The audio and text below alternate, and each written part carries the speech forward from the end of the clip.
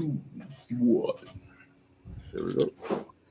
Okay, red dots, everybody. Red dots. Red dots. Mm-hmm. Let's go ahead and get it then. Yo. Welcome back, everybody, to the Player Twos podcast. It is so good to be back, man. It feels good. After the nice little hiatus and the special so we have last time with the round table, the Final Fantasy VII round table. Go check that out if you haven't. It was excellent, but it's good to be back with episode 2. We got a lot of great topics because we're unfortunately talking about the end of a generation, man. End of the PS4, Xbox, whatever it was called, and Nintendo Switch. But before we get into all of that, we got to do the introductions, man. We got to see who's talking. We got to see who's here. So, of course, I am your illustrious host. Yes, I will use illustrious. Ooh, I am bluish.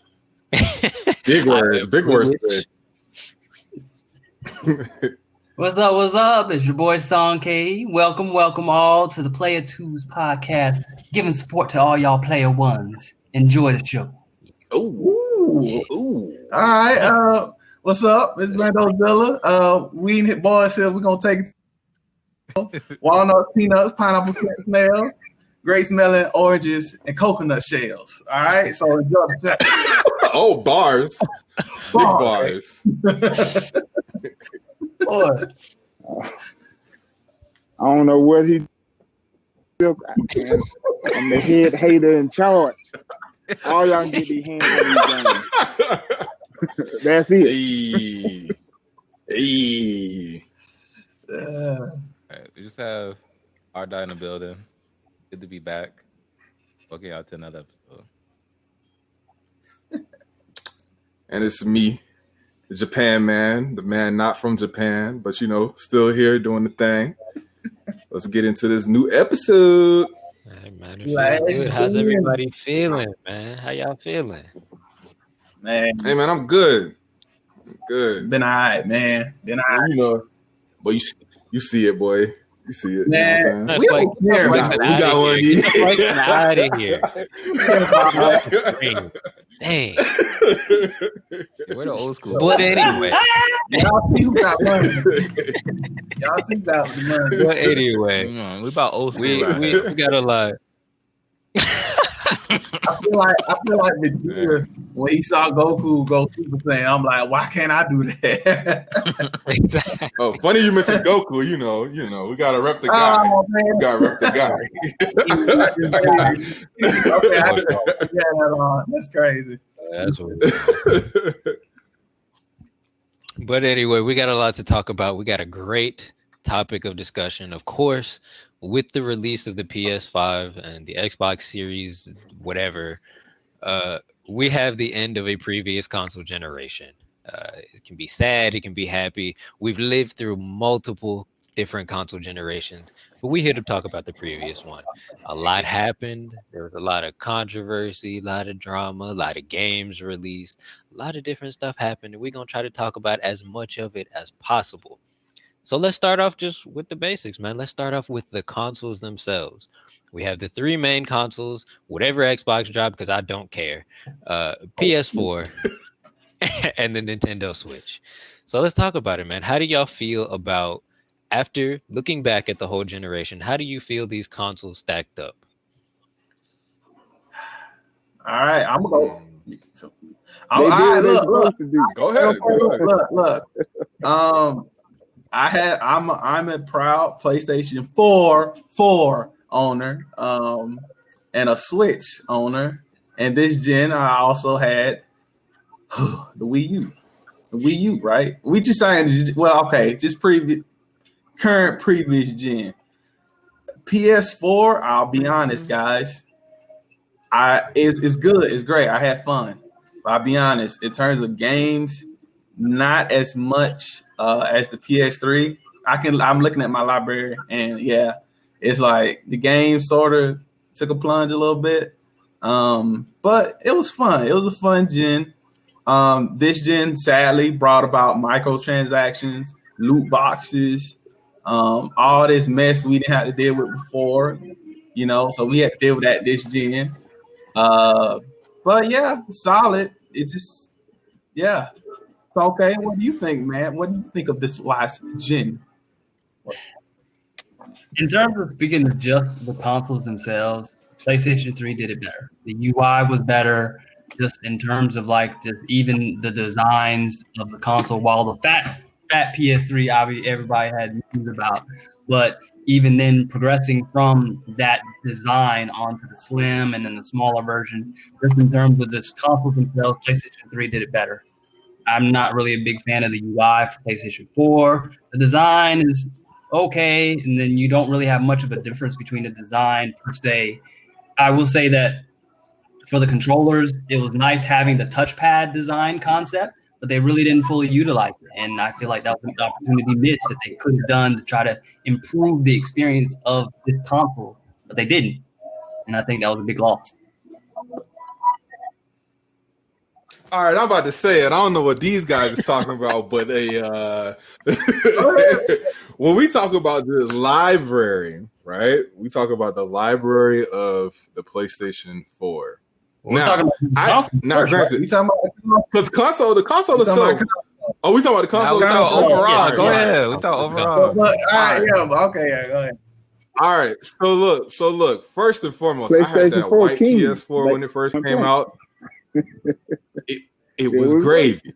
That because playing PS4 with Destiny was a good experience at first. Now I'm not talking about Destiny itself. I'm just talking about being introduced into next gen. That was my first new game, right? I played Destiny, and it was cool. Like, graphically on HD at that point in time, I had not seen stuff that looked that good because I don't game on the PC. So I hear about how amazing the master race is, but I never had that experience. So for me, that was the best it was looking.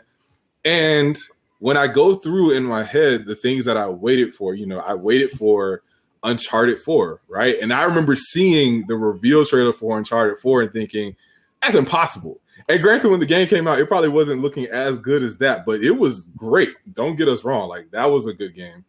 Of course, I got to talk about Kingdom Hearts 3. I got that dream completed on PlayStation 4, right? That happened, remake, but we've already talked a lot about that. We did. But for that to even be able to singularly run on PS4, of course, the door. We know about the door textures. Come on, but overall, that game being able to run like it does is great. And I think even some of the remasters that we got for certain PlayStation 3 games, I mean, it speaks to the power of Bluepoint, of course, because they made Ico and Shadow of the Colossus, specifically Shadow of the Colossus, look amazing on PS4. And now, obviously, they're doing bigger and better stuff on the PS5.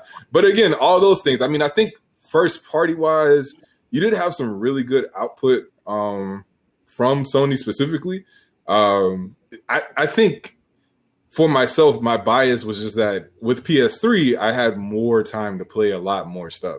So PS3 introduced us to Uncharted. So I got invested with Uncharted through 3 games on PS3 because that generation was so long, and I loved it for what it was, but I thought 4 was a good culmination where, it showed off that next gen aspect, but you still got the same gameplay that you appreciated. As far as like new IP is interesting because you do have certain franchises who were just kind of like just here. And I don't know, we've all probably been gaming for the better portion of 15 to 20 years.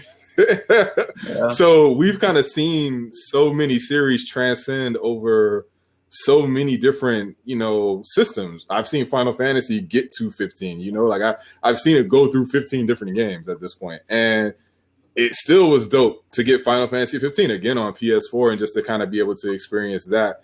So overall, I think the library spoke a lot for it. UI-wise, yeah. I mean, I thought themes were good. I do think it's a setback without PS5 having themes. I understand what direction they're going, but yeah, I like themes. You know what I'm saying? Like those are always hype. I do think they did optimize it a little bit, but yeah, the XMB just was a different era. Like that in and of itself on PS3 just was a classic, and I don't think that has been really repeated or touched since then. But yeah, I enjoyed my time with the PlayStation 4 for sure. I did wind up going to a PlayStation 4 Pro, and incremental as it was, like I like that in the sense of, here it is where mid-gen you get like a little refresh that's not going to blow everything out the water. So it doesn't leave people who never upgraded from the original PS4 behind, but it does give some extra boost to certain games. So I thought it was good for what it was worth. But the games I played a lot. You know what I'm saying? Like I played a lot of games, had a good time with the system overall. All right, Comparison to the other two. All right, so what'd you say? I'm laughing. Now go ahead, Drew. Okay.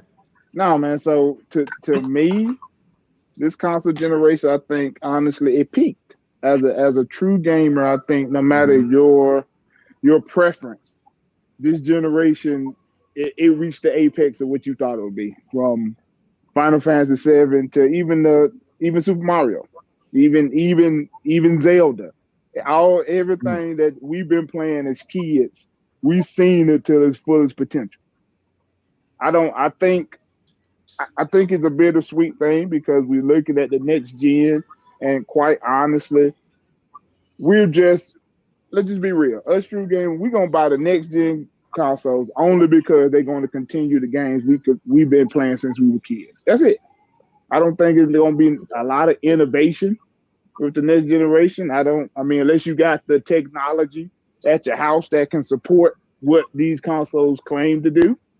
I think that's the only way you're going to benefit from it. But I know for me personally, as a gamer, I peaked. I think everything that I played from a kid, I've seen it to this fullest completion. Other than them overhauling, but we know our dream games. They'll have to make a specific console to make it perfect, the way true gamers want it to be made. But that's all I got to say. I can agree with that. Yeah. Man, I guess I'll chime in as kind of similar to Brando. I'm definitely also a PS4 owner for multiple years, and I also own the Nintendo Switch. I don't, I haven't even seen the other console from Microsoft. I don't know what that thing is. Yeah, they're gonna think we're so biased.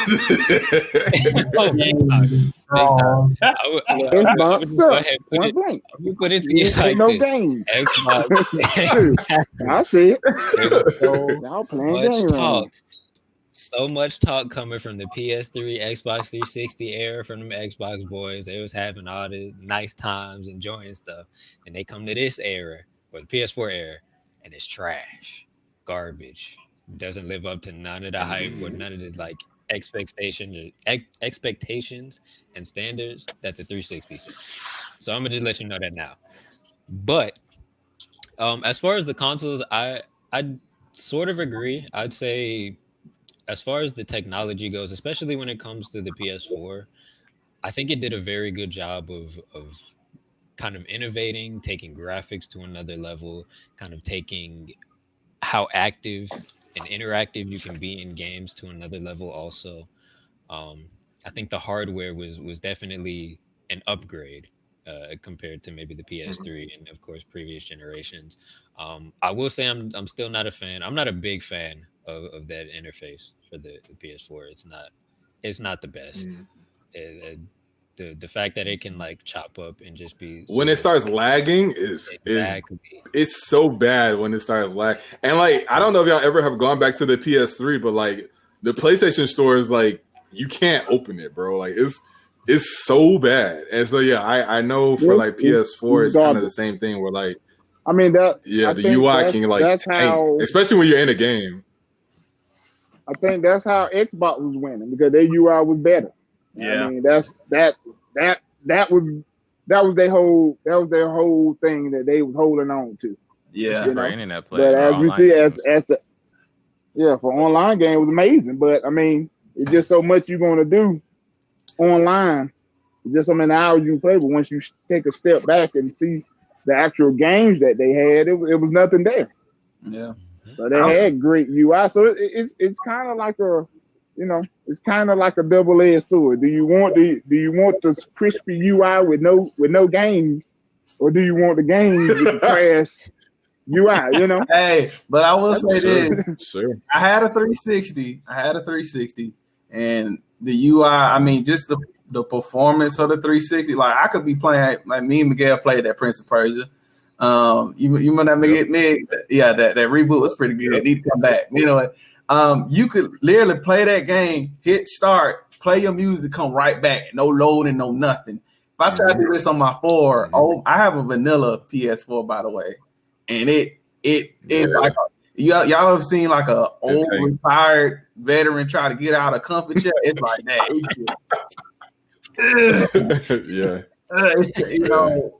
So not for nothing. My first PlayStation 4 actually has an issue too. Like, so the angular ones, the triangle boys or the OG models, like they had those capacitive touch buttons. So it was, you just touched it, but it didn't press in or anything.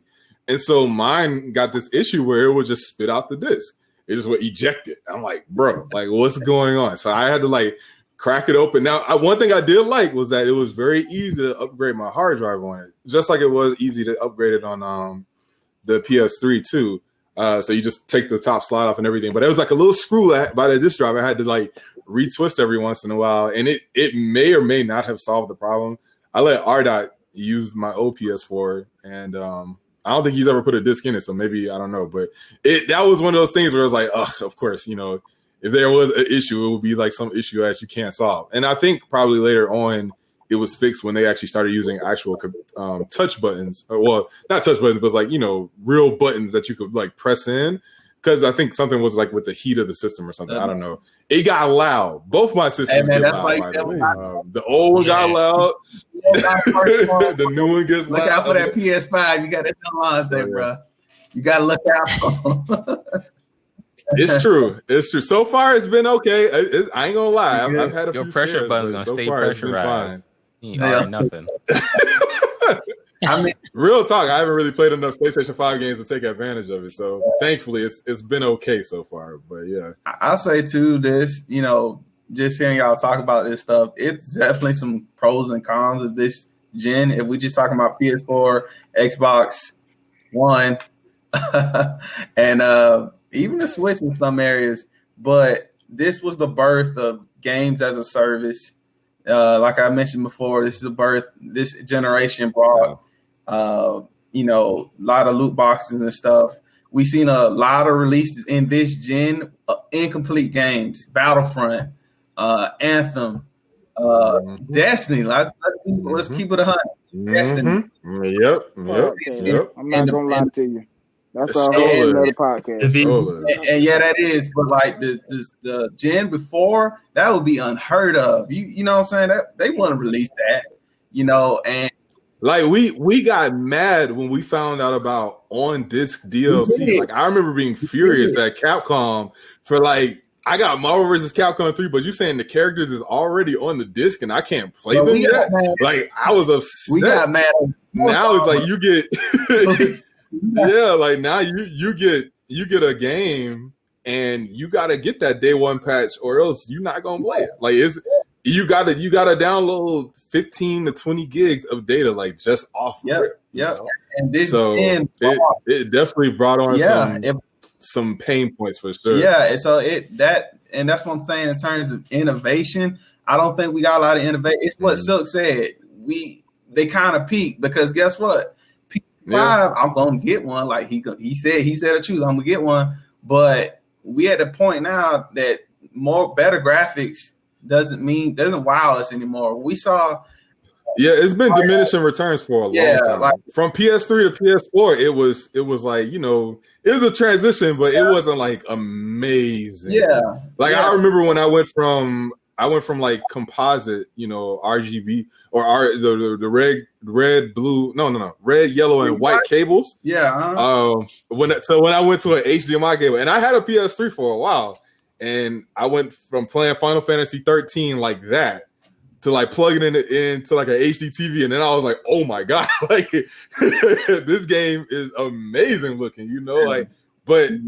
We had good looking games. I mean, you think about The Last of Us. If you go back and look at The Last of Us from PS3, it's a good looking game. Now, granted, when Remaster came out, you're like, oh, okay, this is buttery 60 frames. It's completely different. Like, that gameplay experience became something more integrated with the graphics itself. But initially, just on presentation, like HD is HD. We but here's hit the that thing, point. though. Here's the thing. what's the most popular game right now that's out? Among Us, right? Oh, Among Us, yeah, for sure. Okay, yeah, you're right. But before that, Among Us, right? That game look like a flash. Sure. That game look like what's that site we used to go to? Yeah, What's it's a that flash site? game. Yeah, it's a flash looking game, right? Hey, Yeah. that's what I'm saying. So with all those cons I spoke of, some of the pros of this gen has definitely been the indies. I think the indies are gonna save the game industry. That's just my opinion. Y'all can fight me. I don't care. But I I said, agree. I agree I that agree it's to fine. that. because it's cheaper to make. You have more freedom. You're not tied to monetary things like that. You know, a lot of your creativity went there. That's the problem. The creativity went to the indie, to your indie games. So, And even if like they I come said, with that's why I something, say it peaked with what we have. You know, I think all our greatest memories is seeing things that we loved as we was little kids, realizing the best graphics we could ever have. You know, but as far as like my special like little wow moments, they came from indie this generation. The little game you didn't think was gonna be nothing, and you bought it, and you're like, oh my god, this was amazing. Yeah. What you saying? And, you know, real quick, I want to show some. I definitely want to show some love too, because even though we've been talking about PlayStation, that Nintendo Switch, even though Nintendo as a company, we'll talk about another day. Oh yeah. But that Nintendo Switch though, it surprised it surprised me how nice it came out, because I wasn't someone that bought the Switch immediately when it dropped. I kind of got it a little bit later, especially after Smash was announced. Day one, baby. Yep. We was in there. I had to play that Breath of the Wild day one, sir. Oh, see, I played that after it, so I knew Smash was on the way, and I was like, yo, I'm gonna go ahead and get my Switch, and I got Zelda with it. I was like, yo, this is dope. The fact that I can play a game on the magnitude of Zelda on the go is great. Are the graphics as top notch and stuff as big consoles? No. Can Nintendo get there? For sure. Yep. But what they presented last generation with how their console was set up and the type of games that you can play, they did a great job with it. I do enjoy my Switch very much. So I'm a huge Nintendo stan. I'm sure people will come to find this out about me, but like I was there for Wii U up until Switch, right? Like the Wii U for me, I didn't get it on day one. I waited, just like I waited to get the PS4. I waited to get the Wii U. I got the Mario Kart 8 bundle that came with the Wii U. And the Wii U itself is, of course, a gimmick, right? The tablet experience was super gimmicky. It was probably my least played. Well, no, I take that back, because I did have an Xbox One for a very limited amount of time. Sold that thing really quickly. I will shout out, if there's anything positive to say about Microsoft from last gen, Rare Replay was a great experience. Just to even see that come together, because Rare has not been Rare for a very long time. To be able to like put hands on Banjo, be able to put hands on Conquer, Perfect Dark, like that was nice. That Master Chief Collection, it's a good thing now. Like it took a long time for you talk about games that came out unfinished. Yeah. So anyway, Halo, right? Did you play Reach? All right, you tell us, man. What's up, man? What he talking about? What he talking about, man?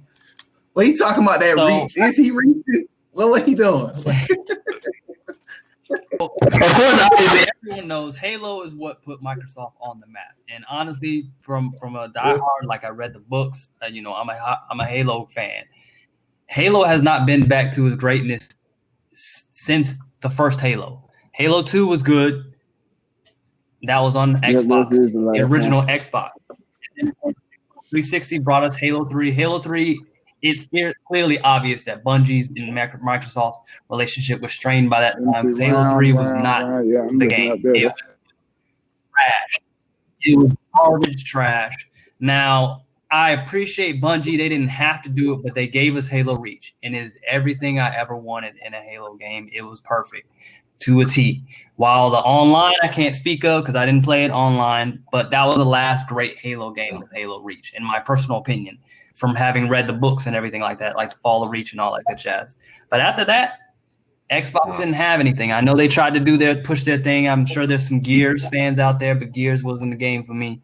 And aside from that, Xbox didn't have anything. So, and to your point, like, so that's the thing. Like, we're talking about all the stuff from 360 when it comes to Halo. Like, you remember 1 from the OG Xbox, 2 from the OG Xbox, then you get 3, which was the monumental moment on 360, right? Everyone was waiting. I remember in high school waiting for Halo 3, right? We were waiting for that drop. And then the same thing, ODST, when they did the little teaser for it, and then it officially comes out, we get that. And then Reach, that was it. And then like later on, it's like Halo 4. This is all on 360. Like, that's like 4 Halo games that come out on 360. And the first one you give us on Xbox One was, Master Chief Collection, which was just all the other ones. And I think they did Anniversary Edition then too for the first one. Yeah. But Halo 5, man, I was so disappointed because I was a diehard Halo fan in high school. Later on, just kind of became more so, surface. But yeah, like you, Sonke, I was reading the books for a while, and the books still are some of the best lore out there for Halo. But yeah, you get into Halo 5, and like even the marketing campaign, when they first showed the first trailer for the game, it's like Chief with like this little cape on, and he's like out in some desert area, and like, oh snap, he's like super alone. We getting vibes of the first one again. Then like as more stuff, like it disappears for like a year, and then it comes back, and then it's like, yeah, there's this new team. They're looking for Chief, and they're gonna be like chasing him and stuff like that. You like, oh, this is gonna be an interesting story. Like they're both gonna go against each other. And then you play Halo 5, and you don't play as Master Chief for like 75 to 80% of the game. And then the whole crux of their marketing campaign, which was, getting Chief to like, see what happens between him and this other team, between Lot, it's handled in a cutscene. And then like that's it. And then to go further, it's like, oh yeah, by the way, Cortana's evil now, which I mean, if you understand rampancy with Halo and the AIs, you kind of get it, but still, it's still very strange. And all that to say, like, it was Halo 5. Like, this is supposed to be one of you only have 3 or 4 flagship game series. So, and this one kind of tanked, Last of Us 2, that sounds like Last of Us Part 2. That's a hot take for sure.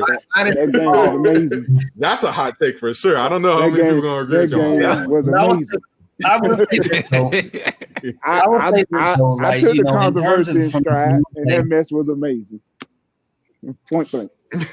Point blank. I'll say this, though, from a gameplay library standpoint, like in terms of moments that I enjoyed and thoroughly remember, 3 is what gave me that. There were so many moments, so many memories. PlayStation 4 didn't do that for me. Don't get me wrong, there were good games, but none of them really majorly gave me any memorable moments that I'm like, I recall back and I like to think about. No, and I'm gonna tell you why. PlayStation 3 had it all. I mean, why. Mass Effect. And I know why, I know why you feel that way, because 3 was the last part where big name companies had freedom to do something. That's the first time we saw when they first finally did Batman right. They finally got Batman right. Lord Jesus, when they came on Uncharted 2.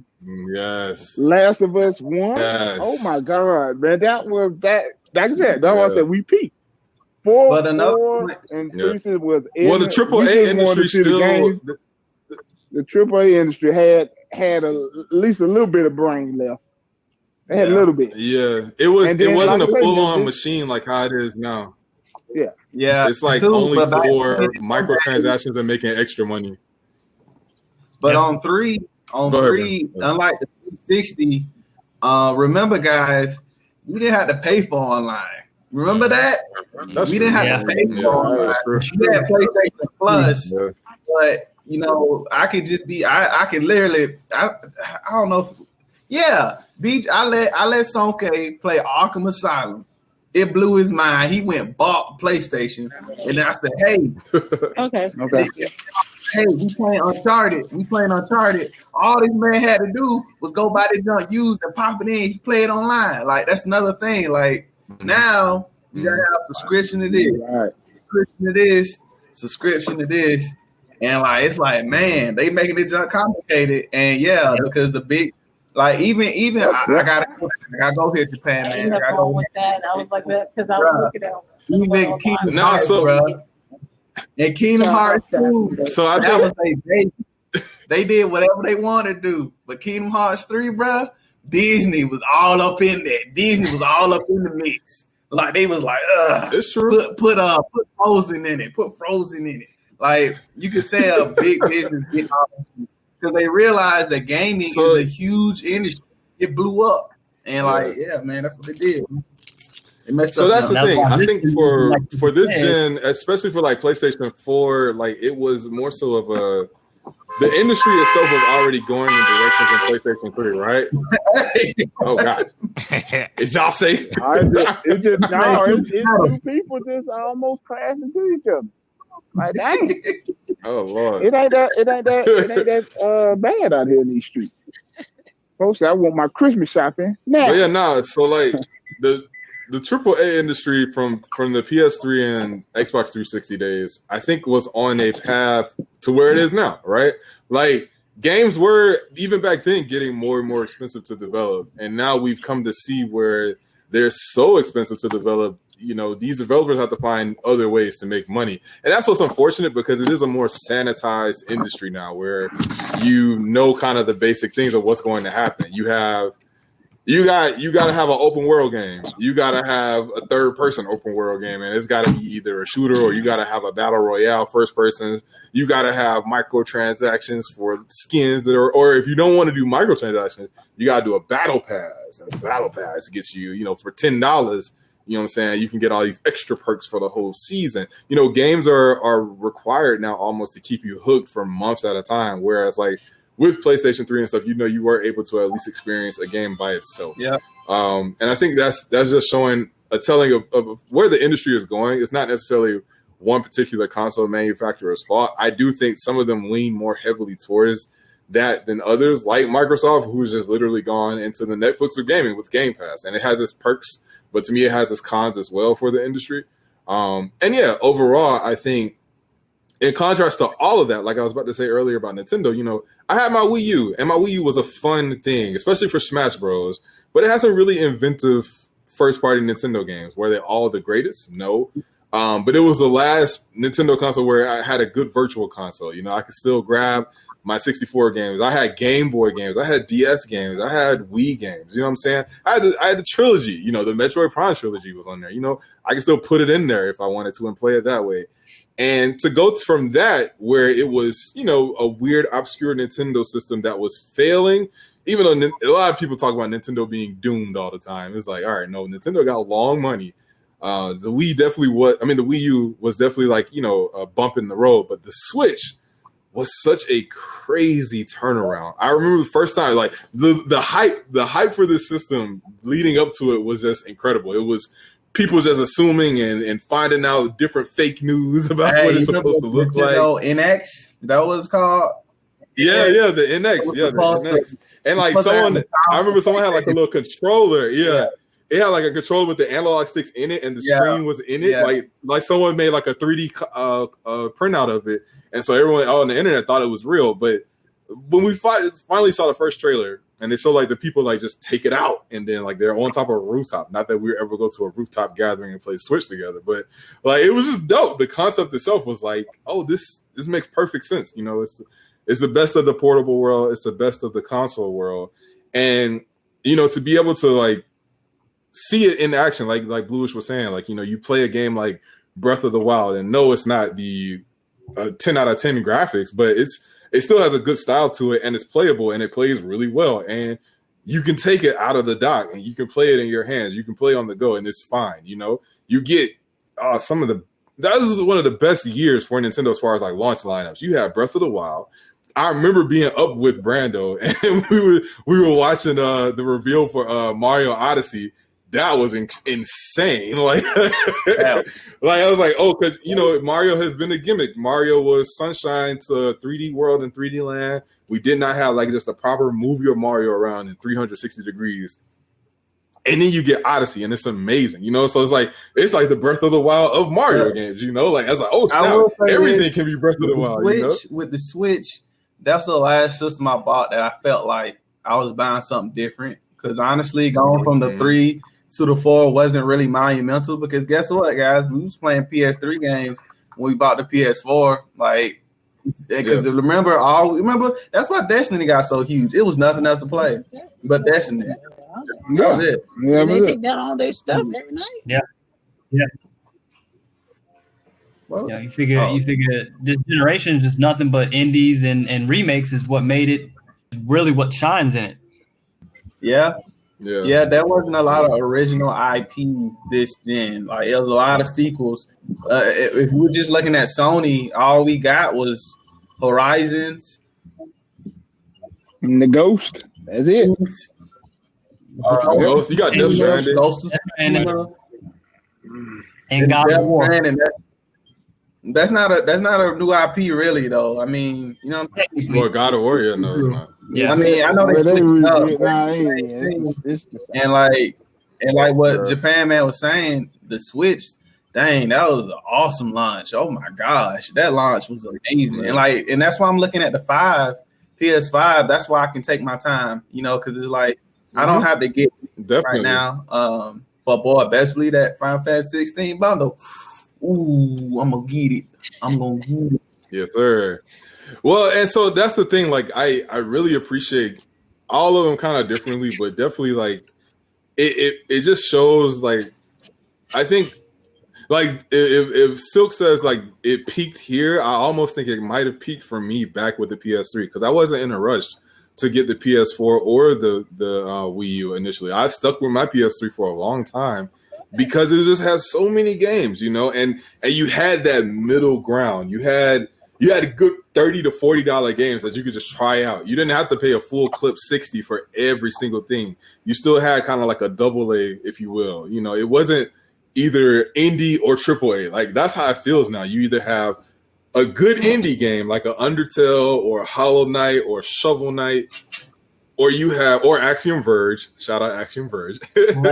Or you have AAA, and the AAA is so tricky because it could fail. That's why everything is such a sequel. We see Modern Warfare as it's every year. Look what happened with Marvel. Look what happened to Avengers. That failed horribly. Yeah. But that's because you had this cool game, but they put these practices in it as a game, as a service. Like, like why Hope need different kind of armors, dog? Just let him be Hope.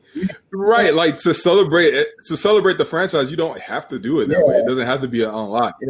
So it's just very weird that the money aspect of it kind of bleeds in a lot more, and we just see it. Like you see higher budgets for these games. These games come out more expensive than certain movies, and then they don't get the return on their investment. So that's why, even though Final Fantasy VII Remake did so well, Avengers tanked some of that profit because it didn't make its profit back. It didn't recover those funds, and so it's like it's a riskier market for a lot of these companies because the cost of pushing this new tech is so much, and that's why I applaud Nintendo for staying so strong with the games that they can come out with, because it's like they've proven, hey, we don't have to reinvent the wheel each system. Now the GameCube itself was one of the stronger consoles when it first came out, right? It was stronger than the PS2 and the Xbox, technically speaking, but no one cared because it was such a kiddie console or whatever, right? Now you have the Switch where it's like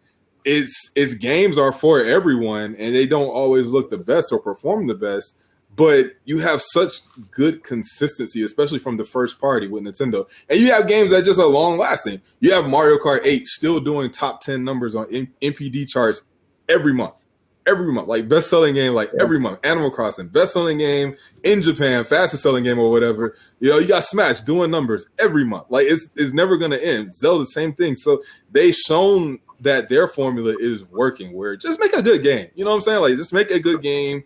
Forget all that extra stuff if you can. But some of these companies, they really can't. Like EA, they can't afford to not put microtransactions in their stuff. Ubisoft, same thing. Like, they can't afford to not put some of this stupid stuff in the game, and it makes all their games feel cookie cutter. Like, I look at Assassin's Creed, and that's a franchise that started back on PS3 and 360, and you see that now, and it's like it's it doesn't even look like the game you used to play. And like everyone can get excited about, ooh, it's here now, but it's like it's so flat. It's so boring to me. You know It what I'm looks saying? like a And generic open world game now. yeah, And the thing is, open world. If anything, Breath of the Wild proved is that it did open world right, because it's an open world, but you can interact with everything. You know what I'm saying? But we see so many open worlds now that it's like, all right, well, how can you interact with it? You know what I'm saying? So I mean, but this next gen, it's gonna come down to the games to make it special if they're gonna do that. Now, somebody at Sony did say with the PS5, we're gonna focus on single player stories because they see how well Spider-Man is doing. If they gonna hold true to that, we're gonna see. I doubt it, but oh yeah, y'all kind of forgot about Spider-Man. Y'all gotta acknowledge. Yeah, Spider-Man. Spider-Man was amazing. Yeah. Spider-Man was pun intended. good. Amazing Spider-Man. But yeah, man. So yeah. I don't know, Blue. You want to do what best and worst of the last gen, or you want to do best and worst of the last 10 years, or what? What you want to do, bro? And then what you mean by the last, like Before games or we get to that. consoles? I mean, what are we talking about? Yeah, that's what I'm trying to figure out. What's up, Blue? Games is last. Games is last. Okay, do games next. last. All right. That's a perfect segue because a lot happened in multiple of these years, and let's just talk about a few of the events that happened. It doesn't in gaming technically. It doesn't have to be specific to a console. So, like for example, I just want to go ahead and put an F in the chat for Smash Bros. And that community that got outed. Oh yeah. And droves.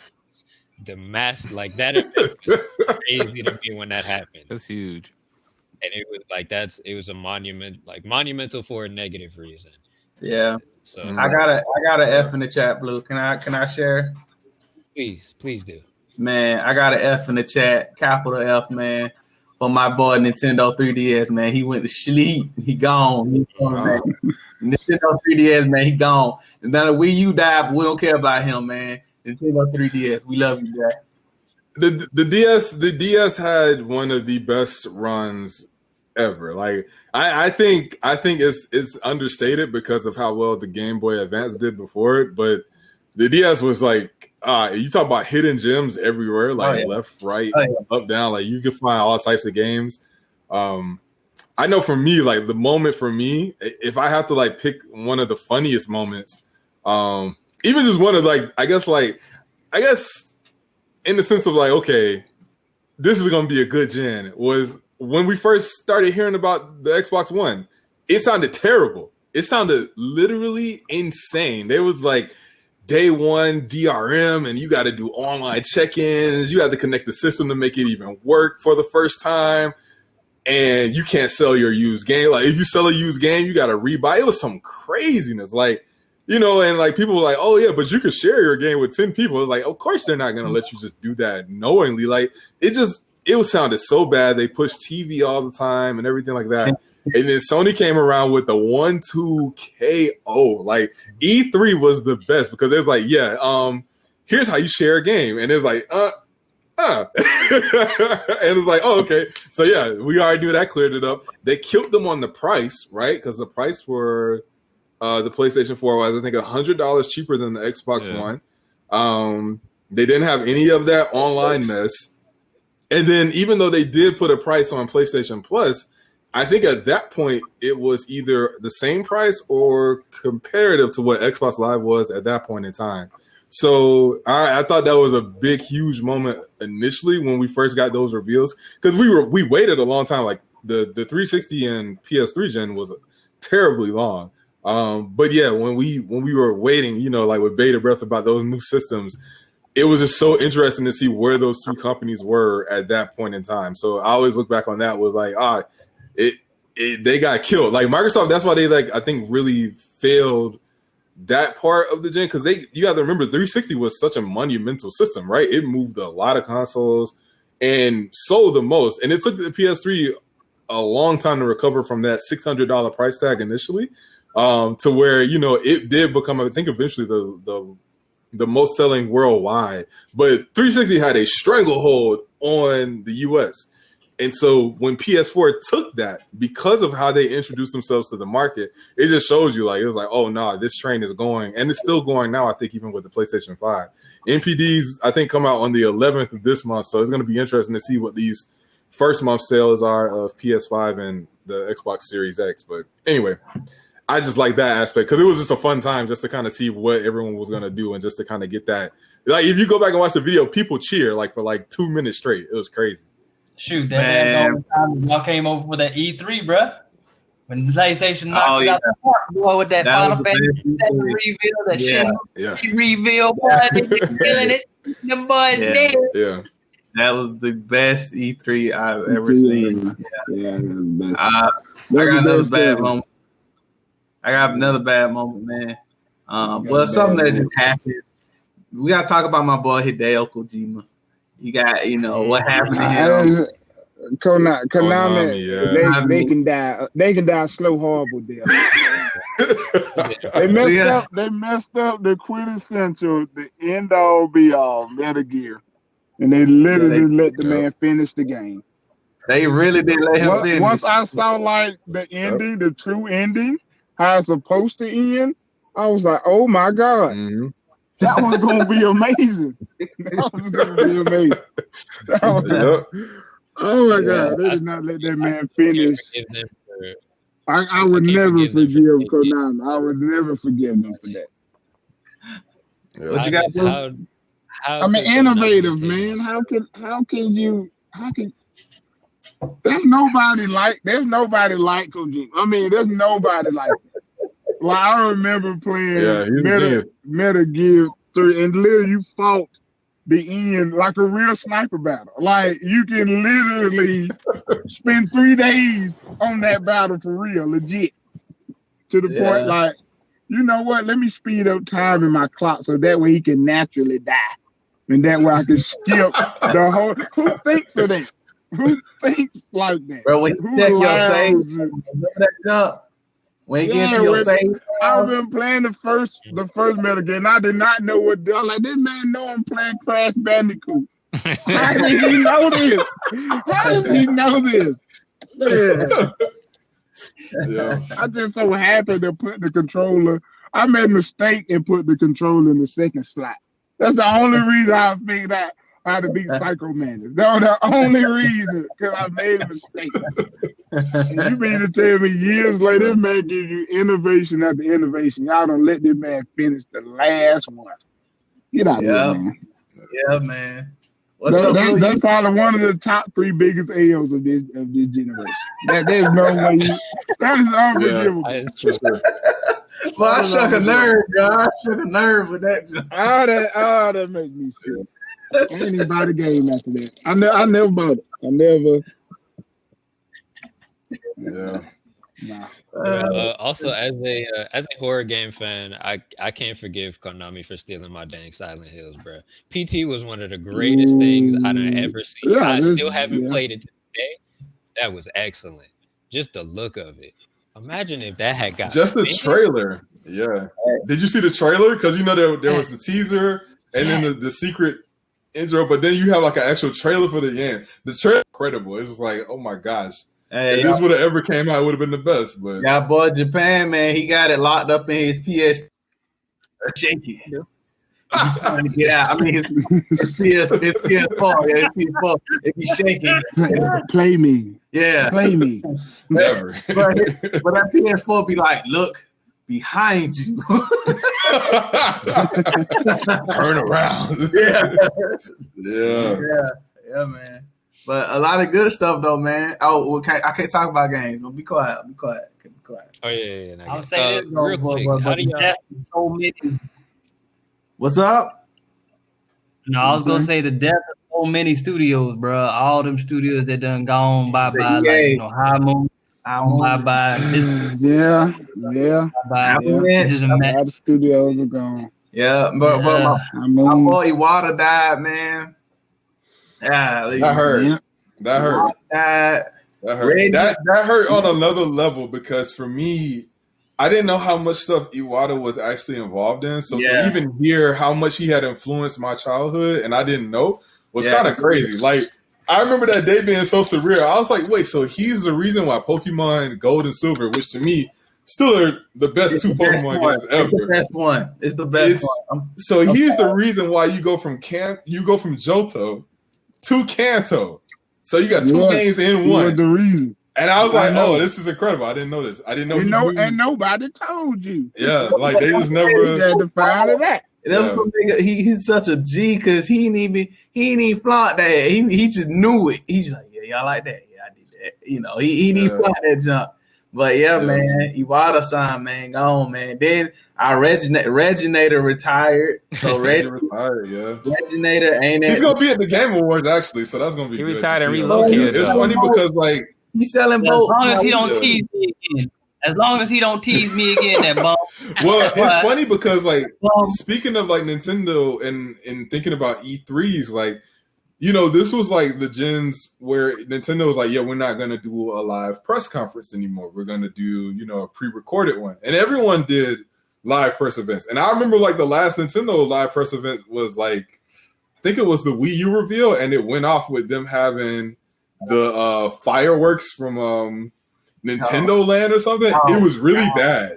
So, so that was a good change for them because, like, if you can remember, like the treehouse aspect, it made me feel like I was at E3. I was like, "Yo, this is dope!" Like, you get to see all these games just like all the day, every day for like the whole rest of the week. You got to see different games, and it was dope. So I really appreciated that. And then, yeah, like the directs and building the hype, son. Like, I mean, you know how we were about Smash Brothers. Just any type of Smash Brothers reveal was amazing, but those lead ups for Smash Brothers and those directs were incredible. Only Nintendo can do that hype. I don't gotta keep it real with y'all. I mean, I love Sony. It's never been mimicked. And Xbox got some fire, some fire. I ain't gonna lie, Killer Instinct. No, I mean, but no one can do Nintendo because Nintendo owns their IPs. That hype, man. That hype. Nobody. That's it. Julian, nobody's going. Silk ain't even got no Nintendo. He be getting hype. He just don't talk. He don't tell y'all.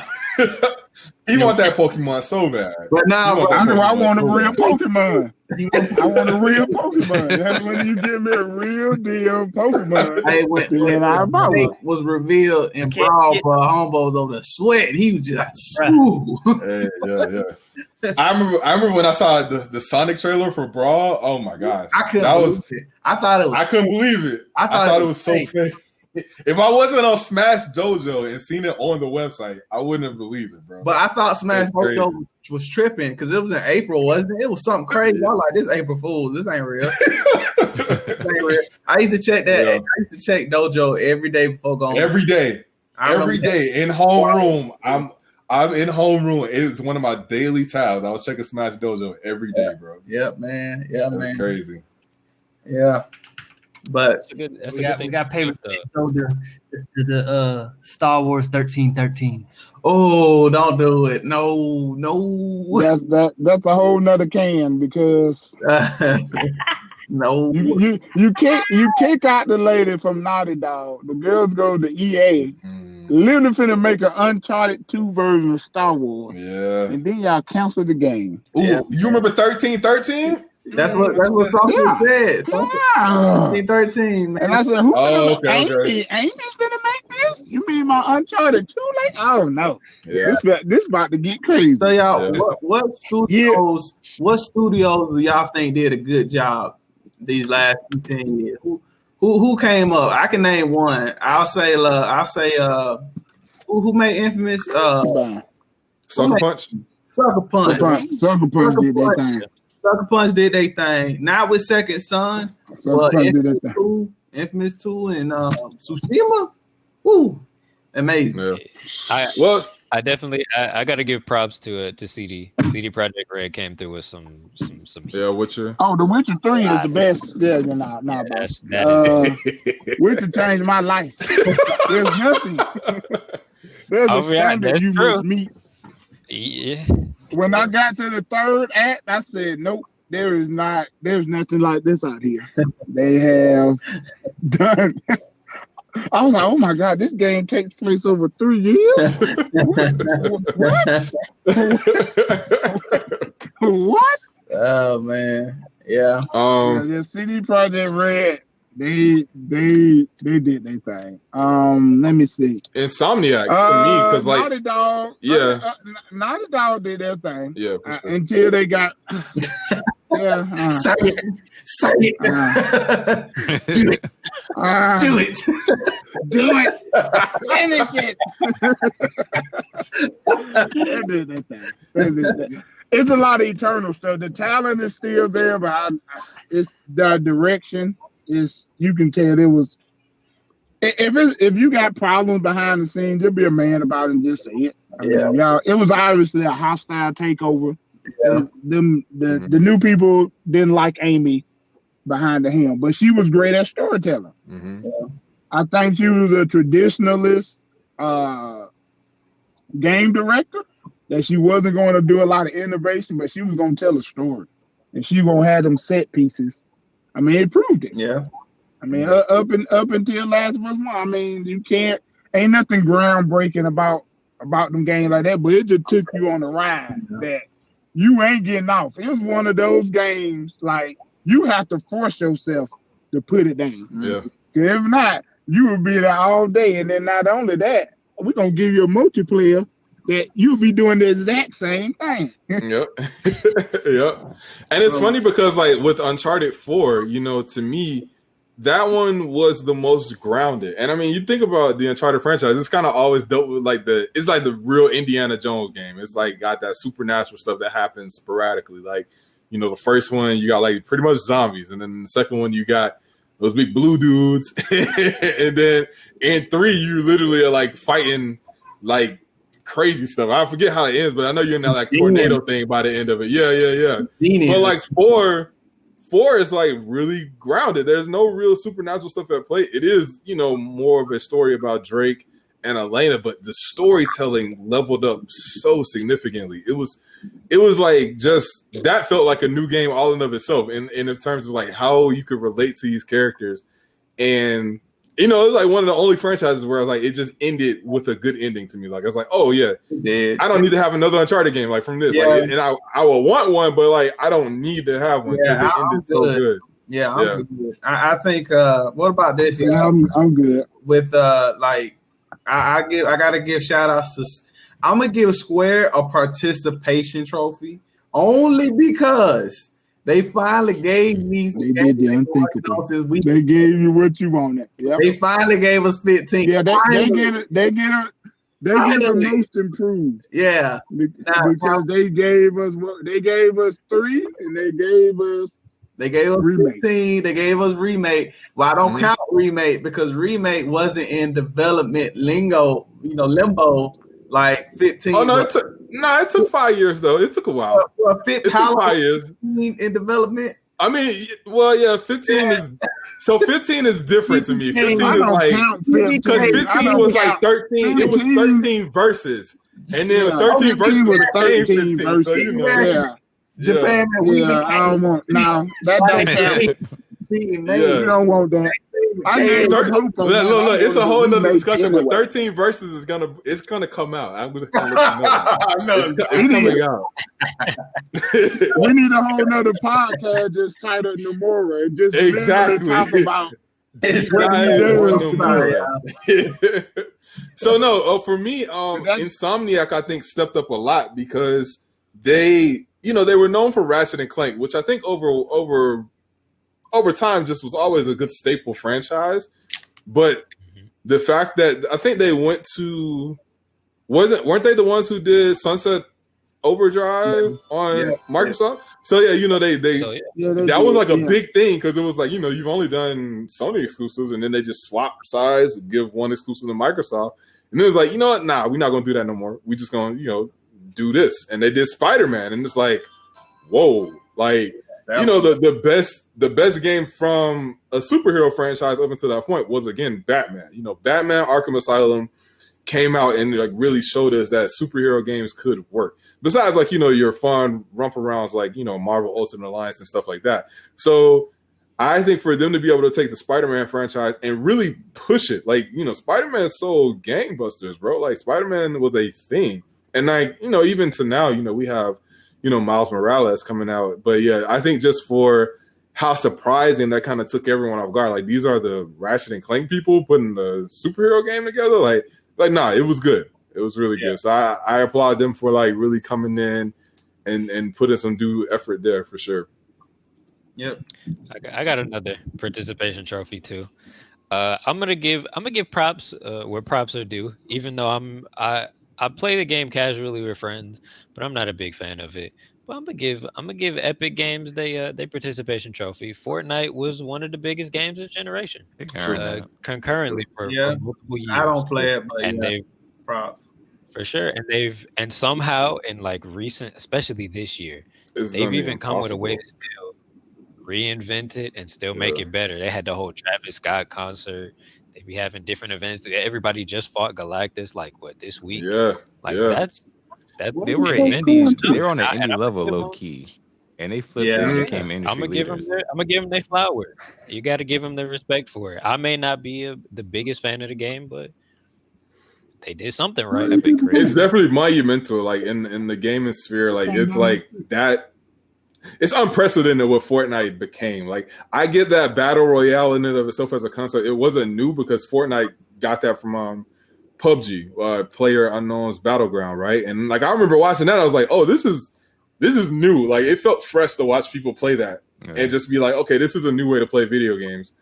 But when Fortnite took it, and at first it was like kind of a carbon copy clone, but Epic has long money, so for them, being able to do these things was kind of interesting, but then for them to be able to twist that and be like, no, we're gonna like do some really big stuff. Like we're gonna bring Marvel characters into this. We're gonna bring DC characters into this. Like they've connected some bridges that no other company has been able to do. Like unless you're like Minecraft or something. Like it's literally like random people. Yeah, it's crazy. People have no business. Kratos is in Fortnite. What is Kratos doing in Fortnite? I'm so displeased. Someone put the meme in the Discord where like with them doing the peace dance, and I'm like, it's ugly, bro. I can't take this.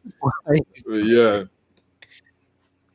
yeah, but I can't really think of too many other monumental things that happened. Tony Hawk came back. Tony Hawk came back successfully.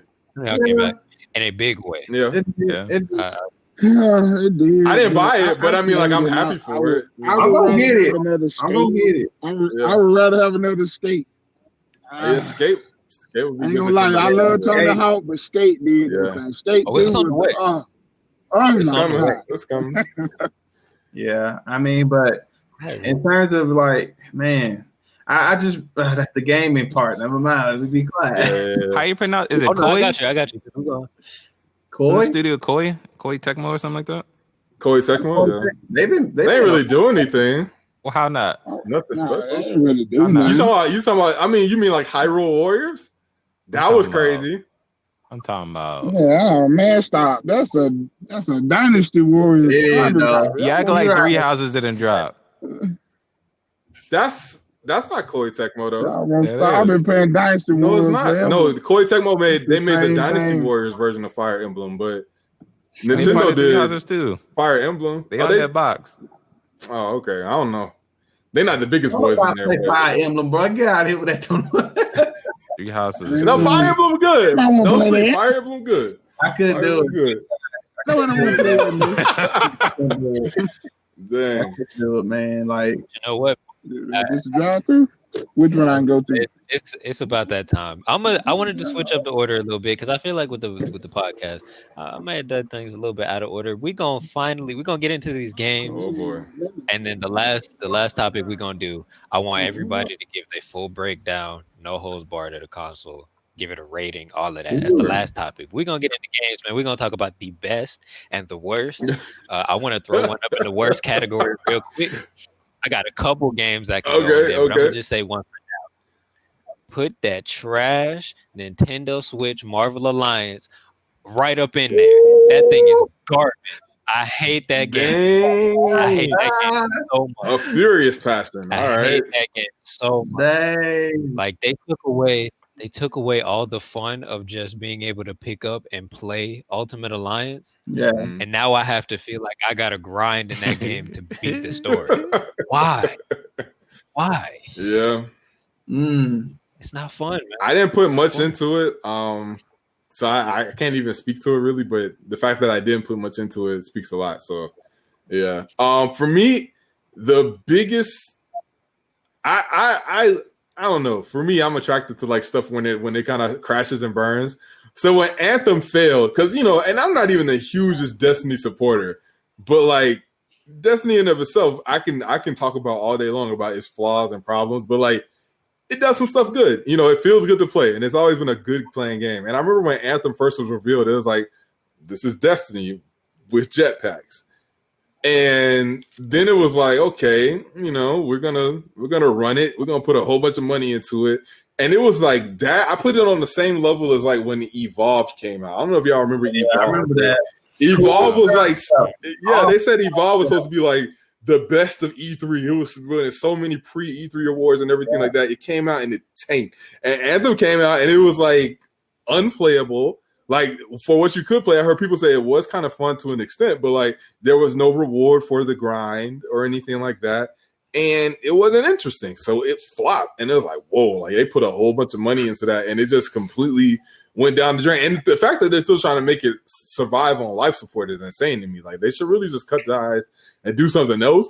But I think that was like one of the worst failures more recently, where like one of those expensive things. So yeah. Ooh, easy, man. What's up, man? Tell us about some bad games, bro. What's some bad games you can play, bro? Also, I was late to the party with a lot of games. I'll be clear with that. Especially with a lot of even Sony's titles, I'm still late. I still haven't even finished Spider-Man. Like I'm late to a lot of stuff. Yeah. I've touched my fair share of almost every game that came out for the Switch, though, and PC games too. There's been some bad games. It's kind of a tough subject. There's been some bad games. Well, you can talk about good games. You can talk about your ones you like. Man, hold on. That's tough too. You go ahead, Brandon. What you got? Hold on that positivity. We talking Blue started. Right. I like the bad game topic. Extra negative. There's a lot of bad. So I'm gonna throw some out here, and I don't know. It's okay. He might feel the same. Let me tell y'all about this trash game, right? Let me pitch it to you first. I think people are inside. Yeah, people are inside. A sci-fi game, right? Where you're fighting for resources on the planet. You're fighting for resources on the planet, right? And you're shooting you're trying to get resources. It's an FPS shooter. You can get in mechs. You can get on bikes. You can do all this stuff. And you look into the sky. You see Remy on the PC. He's fighting in the air on the PC while you're on a console. This is amazing. This game was trash. This game was called Dust 514. Oh my God, man. It was garbage. That was garbage. That was garbage juice. It I had to play some of that. I was like, wow. It was so mediocre. It was so glitchy, and the gunplay felt like it felt Golden out on the 64 shoots better than like, and I'm talking about playing with Short John, whatever his name was. Yeah, it was horrible. I got my boy Sonke to back me up on that. That's all I'm saying. Let's see. Boo boo game. Boo boo. Flush that down the drain, man. So, okay, what you got? Trash games, man. What's up? I have a very unpopular opinion on the trash games I feel of this generation. While credible, yes, I can agree, and probably a good experience nonetheless. Any remakes were trash. All of them? I'm sorry. All of them. Not remakes. Sorry, remakes. Remasters. Any remasters is trash. Okay. I'm sorry, because those games, Last of Us, blah blah blah. But that could have been development time that could have been better spent on another game. Okay, I mean, you ain't wrong. I'm not mad at you with that. I'm actually not mad. I'm not a fan of remasters. I think people bought remasters because they were bored. It's trash. Straight up trash. Whatever trash. It was remastered from like maybe a game from the PS1 era Ooh, to PS4. What if that? Are you saying like if we just take a PS3 game and remaster it to a PS4 updated graphics, it's trash? All right, I can see that. All right, okay. Development time that could have been better spent on another game. Yes, they're great games. I'm not doubting that. They were definitely great games in there, especially from the PS3 era. A lot of us have many memories from that. But no, that could have been development time better spent. The other game that I wouldn't say it's garbage, but in terms of what it was pitching to you and what it delivered, it failed, and that is Horizon Zero Dawn. Oh wow, yeah. Oh, I don't play Horizon it. Zero Dawn really sells itself as like, okay, we're in the future. There's these machines. You're gonna be hunting these machines, and you got to figure out why they're here and all this other mess. You actually play the game, and the actual story is not you fighting machines; it's you killing other people. And like that's not what I bought the game. And in terms of the story's garbage. The characters are trash. The moment you sit down and you have to talk to an NPC and listen to that dialogue, I'm instantly taken out of the game. Like my immersion has been removed. Like what the heck? Granted, the game itself, overall, the gameplay was great. The concept is great. I understand why a lot of people like it, but in terms of my personal opinion, in terms of what they were selling me for the game and what I got, it was no good. There was a better story to be told, and it was just not a good game. It was just okay. You said Horizon. Talking about the dinosaur one? What? What? That man was amazing. That was the best original IP. Oh no, I can't agree with that. I can't agree with that. It was what I thought it would be. So it didn't surprise me. It was what I thought it would be. So everybody. I got another. What you got? Let's go ahead. Throw that Fallout 76 up there. I didn't even Fallout. That thing's great. Oh my Great gosh. copy. Yeah. Yes, Fallout. Times. So I got something to say after times, this. man. I got something to say after this. But Can we just do all anime video games too? Yes. He said All of them? dynamic, Wait. Not all of them. Which one? Dragon one Ball after. Fighters came out. That's the This one one- asterisk. Dragon Ball that was Fighters good. came out. The That one was asterisk. Yeah, you're right. Dragon You're right. Ball That was Fighters good. came out. Exactly what it should be. What about My Jump worst Force? game. My worst. No. it's not even games, though. Jump nothing. Jump nothing. We gonna jump you. The Jump Force was garbage. Jump Force was garbage. Exactly what I Hot thought garbage. it would Oh be. my Trash. gosh. And I put I hours wanna into play that game too. I That's wouldn't- what's up. I want to play it so bad. I want to play it so bad. I know You it's can have garbage. it. Don't do But it, I wanna- bro. Don't do it, bro. I know it's trash. I know. I was tempted. It was like 15. I was like, I might throw Jump Force 15. I was When like, they hit $5, I you can't get Jump it. Force 15, bro. Go ahead. Were you talking about Flash games earlier, Brando? That's one of the games where we wish it was a Flash game. It's not even worth graphics. Look, man, it's something about fighting Goku with Yu-Gi-Oh! All right, that appeals to me. All right, it makes me happy. It makes me happy that I can get Blue Eyes White Dragon to hit Goku. It brings me joy. Like, so don't at me. What's up? What you got, man? What's some trash games? Bro? This was a trash game. Y'all basically said all of them. Fallout was trash. I know one that's trash that you played. What? Give me Marvel's one. Infinite. Oh yes, You played My Infinite? trash Oh game- gosh. It's gonna go to all of the games that are classes that they tried to remake and try to add something new. So let me see. Yeah, Marvel's Capcom Infinite, Marvel Ultimate Alliance 3, trash. What else we got here? All those. Every last one of those is trash. If you're trying to reinvent the wheel To or go along anything with that's been Infinite, here, it's yeah. trash. It's just So straight to me, trash. it's tough for me to say this because like I've tried to defend this for a while, but it's hard. Street Fighter V, I'm happy that Street Fighter V exists.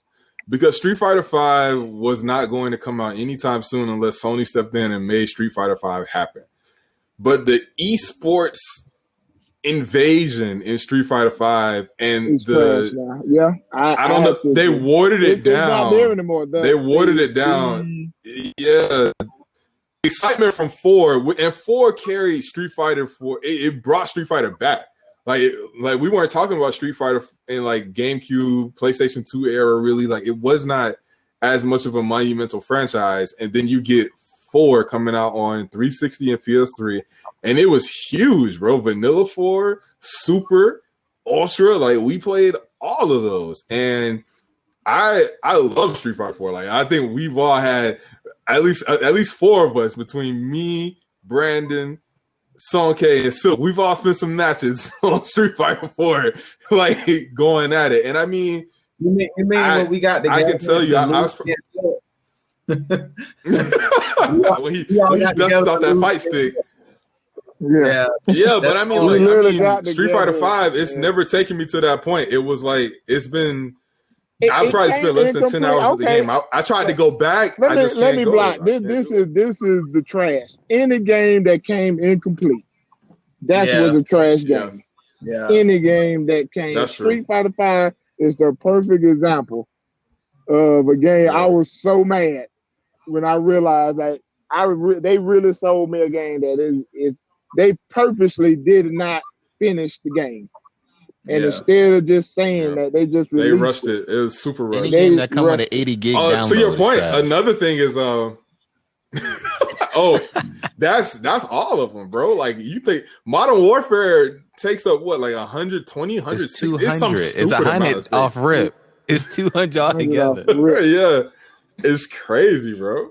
No Man's Sky, man. Like I remember being super excited for No Man's Sky, and boy, when that came in, I got the collector's edition. I got the steelbook of No Man's Sky right now. Now has it had a complete turnaround? It's had a complete it's amazing turnaround, now, and I am very happy. Too little, too late. Yeah, it's too little, too late. Yep, exactly. I still got it. I played the updated version. I said, "Oh my god, this is good," but I just can't finish it. It's literally like Space the Game now, but when it first came out, big. So let me ask y'all this. Let me ask before we get the good stuff. What are some games that were hype that they're not trash, but you were disappointed? Y'all got any? That's even better. Final Fantasy 15. Final Fantasy 15. Dang. Wow. He's right. How come, okay? Hurt us, man. Come on, go on. Tell us the truth, man. You can't hurt me, bro. You're not gonna hurt me. I'm gonna let you know that right now. We're gonna talk about this. No, you want to tell you? Hey, all the way up. I did not like the ending of 15. I liked it all the way up until the ending. It's the best. That's why I got disappointed. I'm gonna say that one. It was hard all the way up to the ending, though. I don't care what I say. That game was great, bro. I ain't gonna lie to you. And I liked the ending. I thought the ending was fine. Ooh, hype, but was disappointed. Let me see. How it ended was I liked it, but how they did it was rushed. That's what I'm saying. I don't like how they did it. Like none of the dark. I went into the crystal and it was like they came back though. So that's later. Well, that's what the DLC was. But if it's that category, like we can't fully give it to them. Well, okay, but here's the thing, right? Because how big did you want 15 to be? Like 15 was an open world game that did not have, I would say it had fetch quests, but it wasn't like bombarded by fetch quests that you had to do, right? It had side quests, but I don't think you really had to do them. Like there are multiple layered hidden dungeons in 15 that people have never seen. There's a secret dungeon that you could go in. You don't have to fight a battle, but it's like all traversal and everything. So it's like exactly. So I mean, I think 15 did offer a lot, and I mean, granted, we have to think about this is open world Final Fantasy. This isn't like it was like the last one was 7 years, like 12, where it was like open world. It did. Yeah, but through multiple different like 2 generations and different engines and everything like that. I'm tired of your excuses. I'm just saying, I enjoyed it. I enjoyed what it was. I played the I game was late, disappointed. and I had the same was reaction from disappointed. Brandon at the end. And I played like the patch version, updated version, and I still had the same resolve. Like, oh, this is a little lackluster for the ending. Oh, I got to do the DLC to make up for that. I already got like 80 hours into this game. So I'm still mad. I still love it. Like, it still has a piece of me, but still, like, nah. They almost could have been 100%, but nah. Yeah. I mean, because the game doesn't live up to the moment. I'm gonna add one. Uncharted 4's multiplayer. Uncharted 4's multiplayer. I'm gonna add that. I wanted to love it, bro. I wanted to love it. I really tried to love it, but they changed the melee. They changed the melee away. You can't when you can't sneak up and grab somebody by their neck. It's not Uncharted. It was over. No, it wasn't Uncharted. Yeah, I can. That hurt me. That hurt me a lot. That hurt. What about Pokemon? Oh yes, the Pokemon that y'all told me to buy Switch because it's finally open world, and I look at it, I just don't have to play it, and I was like, oh, this is not. I'm going to put this Switch down. I'm gonna let y'all have that. Nah, so to your argument, Silk, you started this podcast by saying we have reached the peak of our franchises. And as soon as you said that, I was thinking Pokemon. I don't know Pokemon. I still ain't got it yet. Pokemon. I'm gonna say yes. You have reached the peak. Did they execute it right? No. They're never going. That showed me that they're never going to give you the same experience. They're literally holding back because they're going to keep selling their portables. Literally, that's it. The graphics and all of that, that's what I expect that a real Pokemon would be. But they're purposely not going to have the same mechanic. They're doing that on purpose. Yeah. But that's what I'm saying. You're not going to get it. That's why I say you reached your peak. You won't see that on I believe, man. Nah, boss. You're gonna see that on the Nintendo Switch portable release next year. That's what you're gonna see. You're gonna see it then. But you won't see it on I won't never see it on a 65-inch screen TV.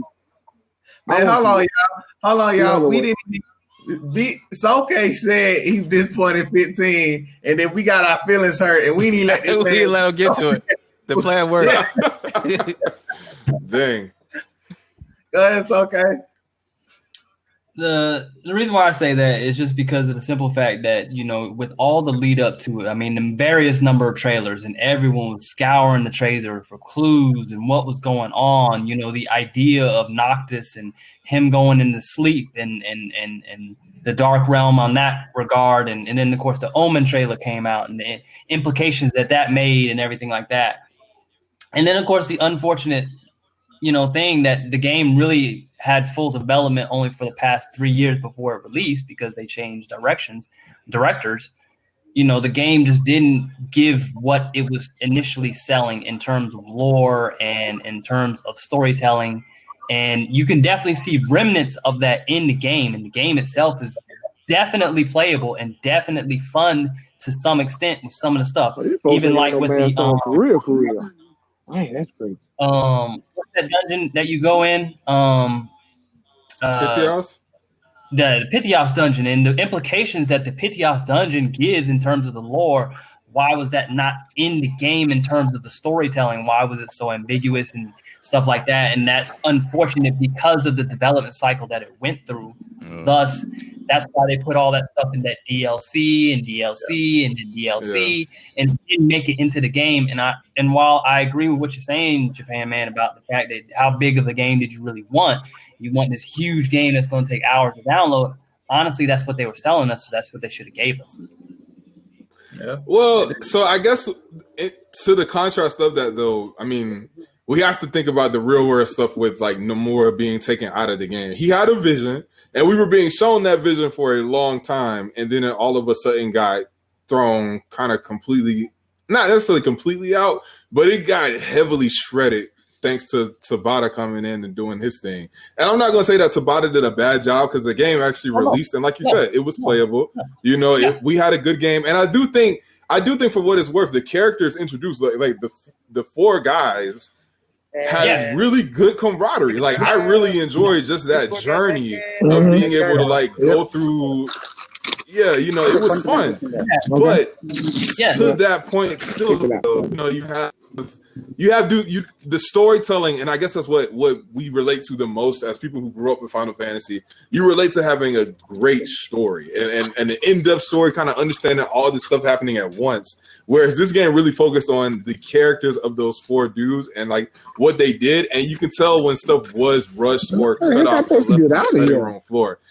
Like when we went to when you finally go to the big city and you meet like Luna Freya or whatever like that, and then it's like, okay, cool, like, you know, here's this huge city, it looks great, this is what we've been seeing in the trailers, this is when Leviathan comes in, you know Leviathan's coming, and you know he's running through the city and everything like that. And I mean, you get to that point and it's cool, and then like after that you see when she dies, and then it just, I don't know, like those last few chapters just kind of got kind of shaky there, as it were. And that was where I was slightly disappointed. I understood it, but I've always told myself, because I guess at this point we have to accept certain games as coming out as incomplete. That's just what they're gonna do now. Like, right? It's gonna be rare to find a full complete game out of the gate. So in that intent, if you go back and see the episodes that they did for 15, like just the investment that they made to it, they had to make the man stop making DLC. They had to make him, like, after Arden, like they were like, yeah, you're not doing this other stuff. Or else, I do think 15 on a replay, like if you ever took the time to go back and play it again, might be one of the greats, because it literally has everything in it at this point, I think. But yeah, speaking to it, it's like when I first initially played it, I did think overall I was satisfied, really, because like I enjoyed the gameplay aspect a ton, and the story was decent and serviceable to a good extent. It wasn't like amazing or anything like that. It wasn't KH2 or anything like that, but it was serviceable for sure. And so I think that's where I'm okay with it at. Like, even though they left the ending off, you know, kind of, you know, mid, if we have to be completely honest. But the journey to that ending was really, really, really good, and I wouldn't change that. You know what I'm saying? Yeah. Well, I would say but it's not the greatest. It's definitely not what those trailers were initially promising, which is why you all have to play I don't the standalone Riku Kingdom Hearts game that's coming out. No, I'm not going to do that. Yeah, I'm done with that ride. Y'all got to play Vera Rex, bro. Vera Rex is 13. I'm going to be controversial. I'm going to say something. I was disappointed with the direction that Kingdom Hearts 3 was going. Yeah, I was disappointed too, Silk. I'll be honest. That I realized like he's not going to stop. I don't like it. Well, I realized I have to get off this ride. And you know what? It's not even, if he would make a game, if he would make Kingdom Hearts, at least give me every 2 years, I would still keep playing it. Yeah. It was the fact that I know he was keep going. I know Nomura is going to wait. I have to wait till I'm 55 years old to play Kingdom Hearts. I know that. I get it now. Yep. Tanea's going to have kids before I get to play the next iteration of it, and I had to get off. I was going to say that for my game. I'll be honest. Yeah, I was disappointed in KH3, not because of the gameplay. Well, some aspects of the gameplay, I will say it's the easiest one. I had to turn off. It was just easy. It was easy. The story didn't do it for me. I was really hoping that we would get a story, because we know it's not a secret. We know Kingdom Hearts does like this in terms of its lore. It goes all these different places. I was really hoping to focus more on Sora, Donald, Goofy, Riku, and Kairi. That's it. I wanted them, them to hold like an emotional story, because with KH3, it did feel like you had to know every single game that came before and stuff. I'll be honest, and I'm not just a Kingdom Hearts noob. I know some stuff, but some of these folks, I was like, why? But KH3 was a thing. It's like me, and you have to play. I gotta give shout out to Arms, man. Arms, I was hyped. Ain't gonna lie, I was hyped over Arms because Splatoon just came out. I love Splatoon. I'm like, boy, Nintendo on the roll, boy. Everybody hits you with the next. I played the demo. I said, oh, this is terrible. Like, Oh, really? You didn't like it? I don't think it was thought terrible, alright. but I played not. the demo. It was okay. I didn't buy it though. I definitely didn't buy it. Yeah. It was all But right. you speak Pokken was one of those things for me that was like that, where it was like Pokken. I wanted Pokken to like really be the next big fighting game because it had Pokemon in it. And I remember seeing that Pokemon trailer where you see like just like 3 seconds. It had like 3 seconds of like some real live action going on with Pokemon. I thought that was it, Japan. I knew that was gonna be. I thought that was the one. That's almost whack, bro. I knew that was. Yeah, I thought it was gonna be good. Garbage from the beginning. I feel like It's gonna be hot garbage. Yeah. a high tech might be like 60% of Nintendo's first I party knew it was gonna be trash. What's up? is all fits that category. Really? Dang. If we're gonna go to Mario like Party, being overhyped? if you want to go Oh, to Yeah, Mario Party swag. tennis, Yeah. you want to go arms. No, I thought Aces was alright. Aces not good? No, it's good. It's mid? But there's parts of it that Yeah. make you angry. Like it could be perfect. Like when you showed that you can do Oh. great prior, you just don't do that again.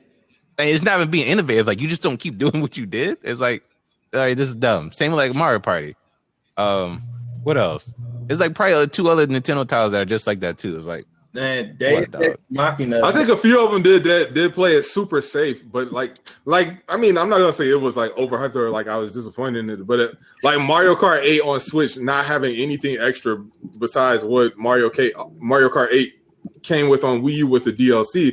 You know, like to me, that's like I didn't rebuy it because of that purpose. It's like I unlocked these things in Mario Kart 8 on Wii U. I'm not gonna like pay full 60 for it now. You know what I'm saying? So, but I wasn't necessarily disappointed. It just was like, it is what it is. Like I understood it. But yeah, no, definitely like some like Super Mario Party definitely like caught me off guard with like, y'all don't even have some basic stuff. But I don't know. It wasn't like it didn't hurt so bad. Like I did get some fun out of it, so I enjoyed it for what it was worth. But yeah, to go back to Kingdom Hearts, I do think Disney had a very heavy hand with KH.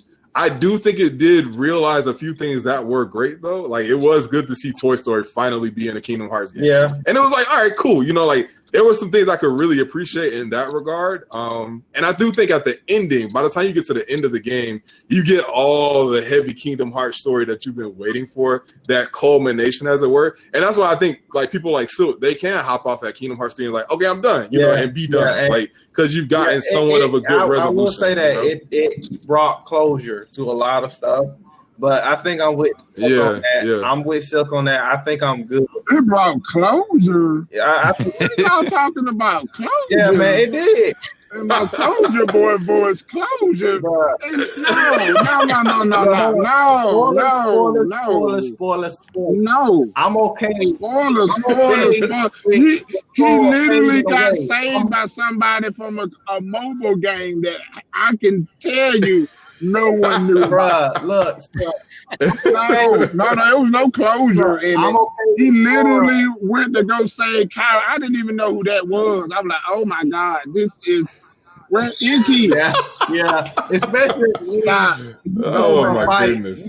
Fight the big bag, and they like, I need to help my friend. I'm like, no, let's go take out this dude, and like it's a cut scene. I'm like, y'all. No, I was like, no, man. No. Did you play the DLC? Man, nah, man. Yes, I'm cool it's with Sora. it's even more weirder. It is weird. It's weird, man. Yeah. Kingdom Hearts is weird. It's like, Kingdom nah, Hearts, that's man. cool. It's Kingdom Hearts to Kingdom Hearts I'm like, squared. he's not going to end it. I said, okay, he's not finna end it. But he said that though. He did say that. Fair warning. He did say this is going to be the end of the Xehanort saga, but No, the stories with Sora and them was that going was to my keep going. first, like, oh my God, please no. Please don't do I'm this. cool with Sora being Literally, the last part was when him, Xehanort, and Arrogance was literally playing. All right, let me show you a whole new game, and then it stopped. I'm like, what? Are you kidding me? In my head, the canon ending is Sora got Thanos snap, and he's just a regular old dude in Shibuya. The secret ending. Oh my God! Tokyo. Now So Sora gotta get a job. He gotta pay rent now. I'm fine with it.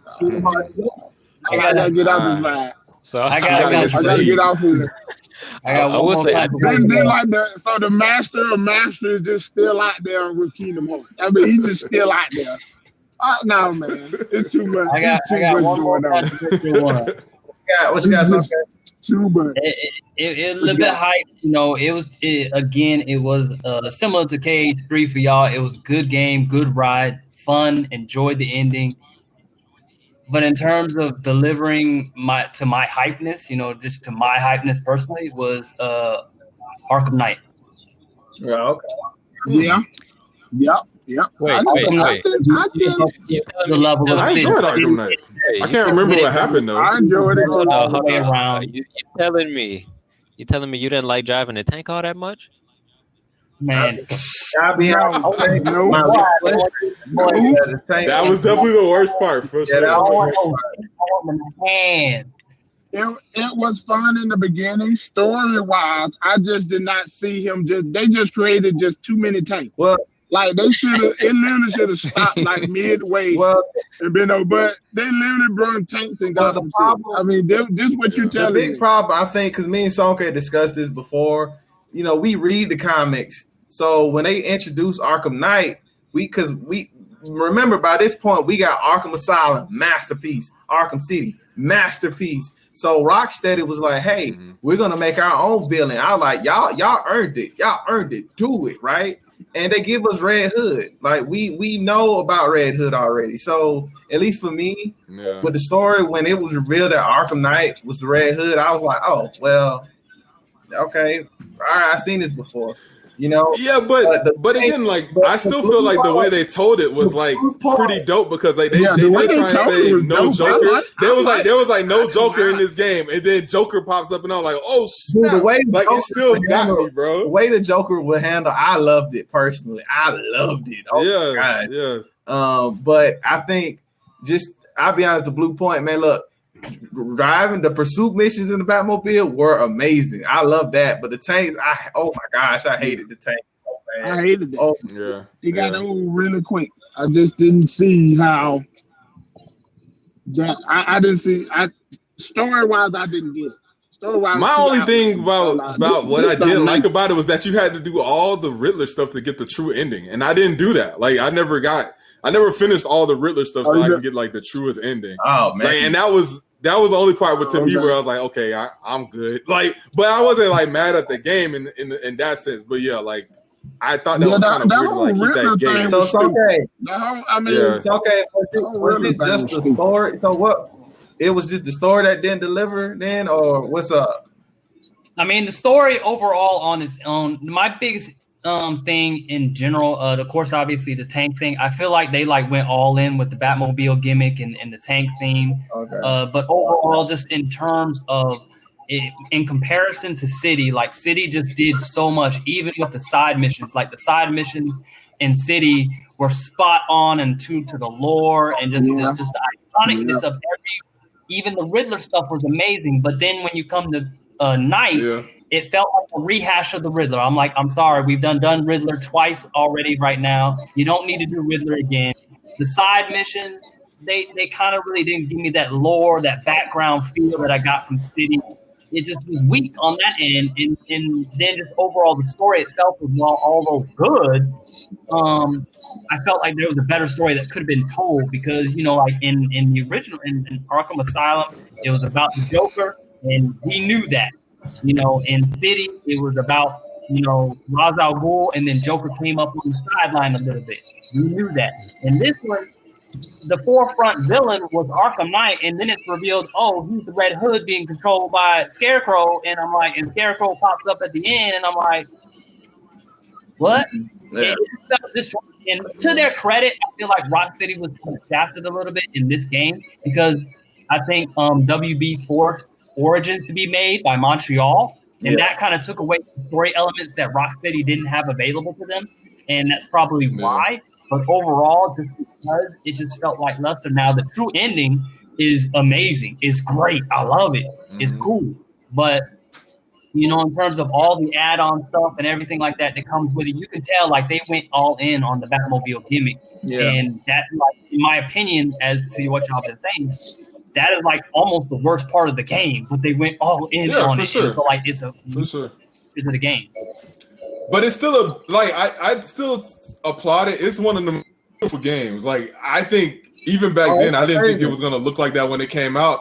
That game is still amazing looking. Like it's the best interpretation of Gotham City that I think I've ever seen.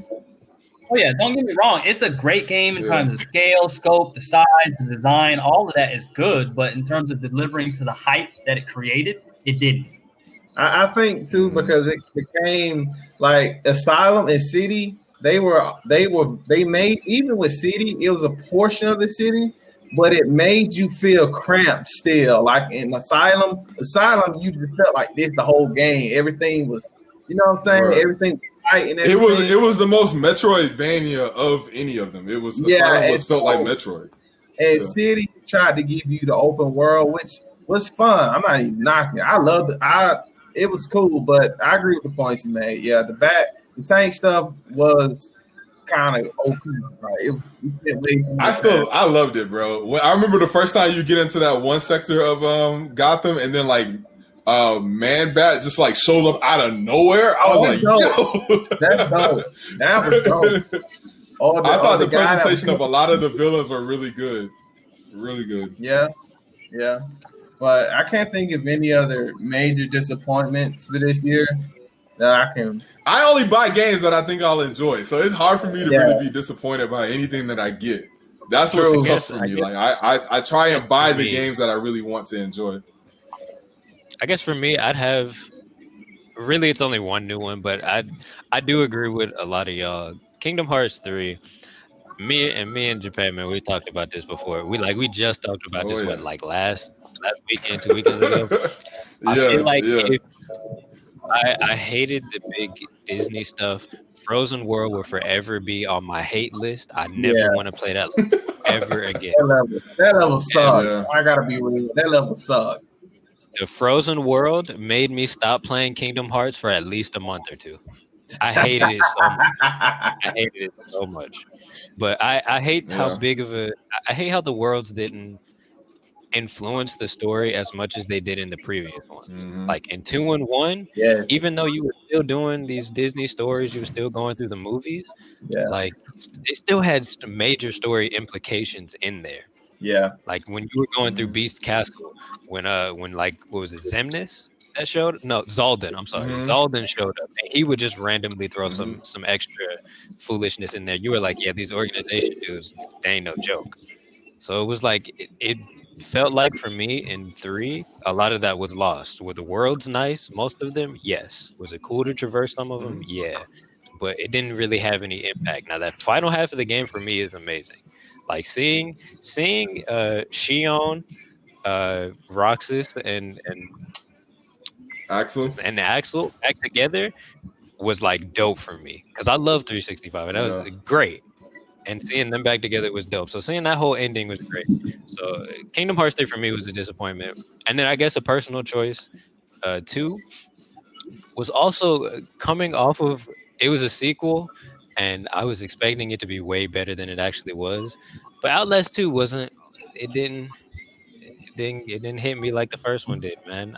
I'm a horror game fan, and I love the original Outlast, but Outlast 2 just was like so many steps back.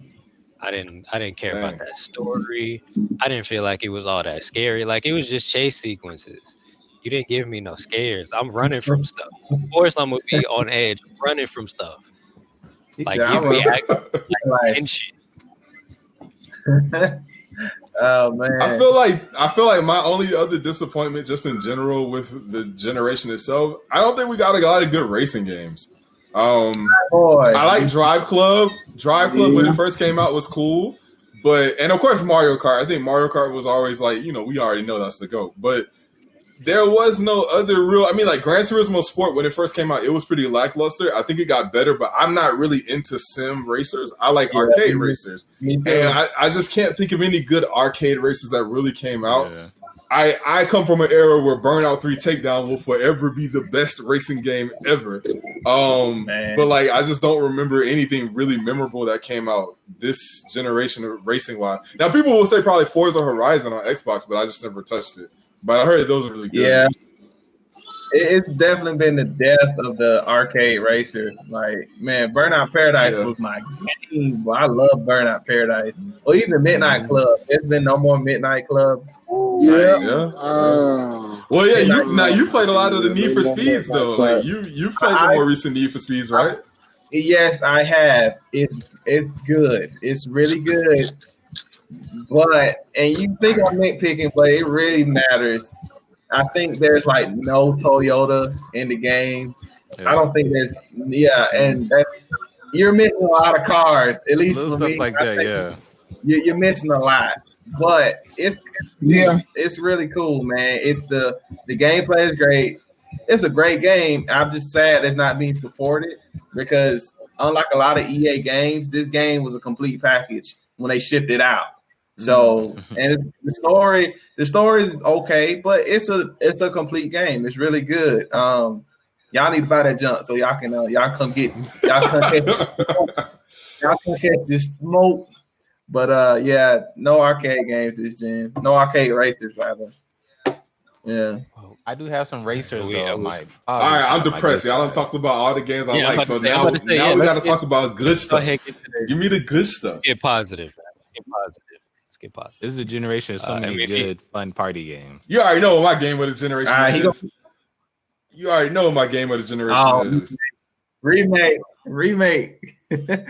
And I love remake. But I already told myself I can't give it game of the generation. I'm not. I'm gonna say Legend of Zelda: Breath of the Wild, my good sir. Is the best game. It's probably the best game I played in the last 10 years, bro. Like I could put it up there. Full scale changed the way I think about like games. Like being introduced to that world, and I don't play open world games like that because they take up way too much time. So for me, especially with the double whammy of like playing 15, because 15 came out first, and then we got the Switch trailer, and then like that next year, in like by March was the Switch coming out with Legend of Zelda. So I was like, I gotta beat 15 so I can get through Legend of Zelda, you know? So and 15, huge open world, right? Huge open world, vast emptiness. Like you can fight stuff side quest, sure, but like overall, you're not doing much. You're definitely not doing anything to the scale of what Breath of the Wild is doing. And so like to just be able to be in that game and to really fully understand, no, you can do what you want. Like, we're not going to hold your hand and just say, hey, go here, do this, then go here and do this. It's like literally like, nah, man, you come out this cave and you see what you can do. You can go have fun. You can do what you want. So I like literally told myself, I'm not going to do these divine beasts at all. Like, I'm going to go get all these towers first. And some of those towers were not meant for me to be able to scale them, but I just found creative ways to do it.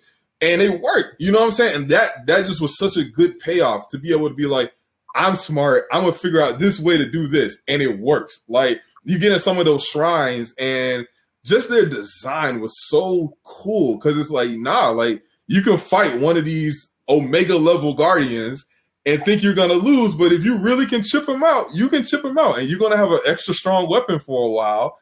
And you can go do other stuff. You know what I'm saying? Or you could be do like a puzzle. And what happens if you just turn your controller over? You could just cheat. like it was like a maze and the ball dropped in the maze and you could like do the whole game, or you could just flip your controller over and it just go over. I was like, oh my God, like this stuff works. Like seeing people do stuff with stasis and magnesis and it just working was incredible. And like I was one of those people. I went to Hyrule Tower like without even beating a guardian. I just went there to see if I could do it. You get like a special cutscene, and then you can actually start scaling. It's like, okay, well, if I can outrun all these guardians, I can make it inside. I get inside. I beat like the first 2 mini bosses, and I wasn't gonna beat like the whole thing, but like just to even think that I could do that was insane. Like it was such a good experience. And then it just told you find out things naturally. Like I remember the first time I got struck by lightning, and it was literally like I had a rusty sword on, and I was walking up the Great Plateau. And my sword just starts sparking and the weather starts getting bad. And I'm like, I'm not even thinking about it.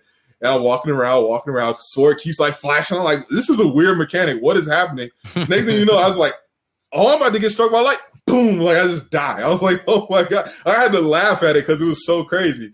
But stuff like that just was like the environment just tells you how to play the game and how to adapt your gameplay.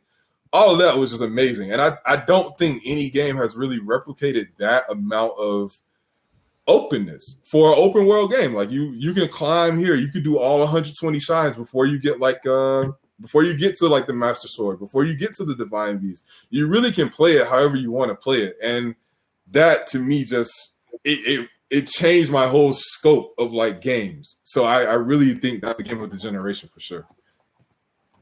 Yeah, I can agree. If I'm being a game purist, well, not even purist, but if I'm really talking about like real games, nah, it's Breath of the Wild is easy up there. Mm-hmm. What you got though? Are easy. What you got? What's one of your favorite games this last game, man? Well, 10 years. 10 years. If I put Breath of the Wild, I could easily put 15 up there. If Breath of the Wild is 1 or 2, I could put 15 in my 5.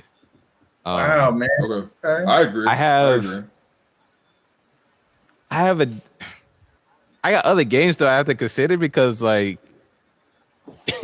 they're not in the same category as all, but like I love speedrunners. So speedrunners is like easily one of my favorite games, period, that came out recently.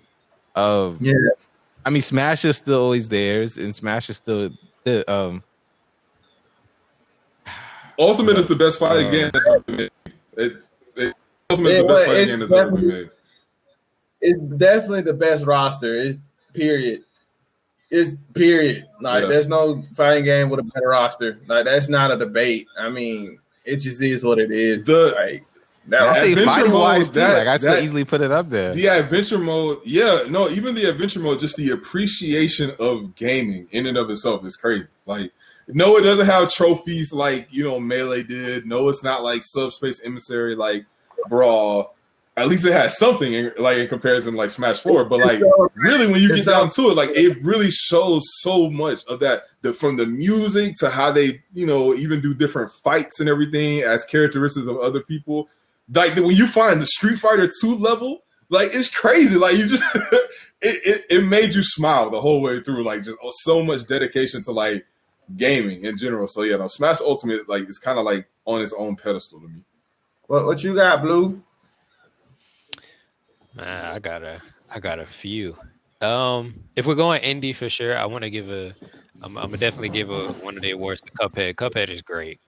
It's rage inducing. It's incredibly difficult, but Cuphead is great. You can tell the love and effort that was really put into Cuphead. As simplistic as it is, it's a great game. You can tell he didn't beat it. Big props to that. You can tell he didn't beat it. No.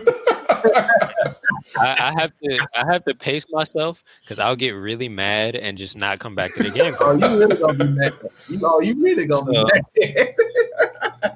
I definitely haven't beat it. Another one I'd have to say is 2K. Sanke, you already know, bro. Alien. What?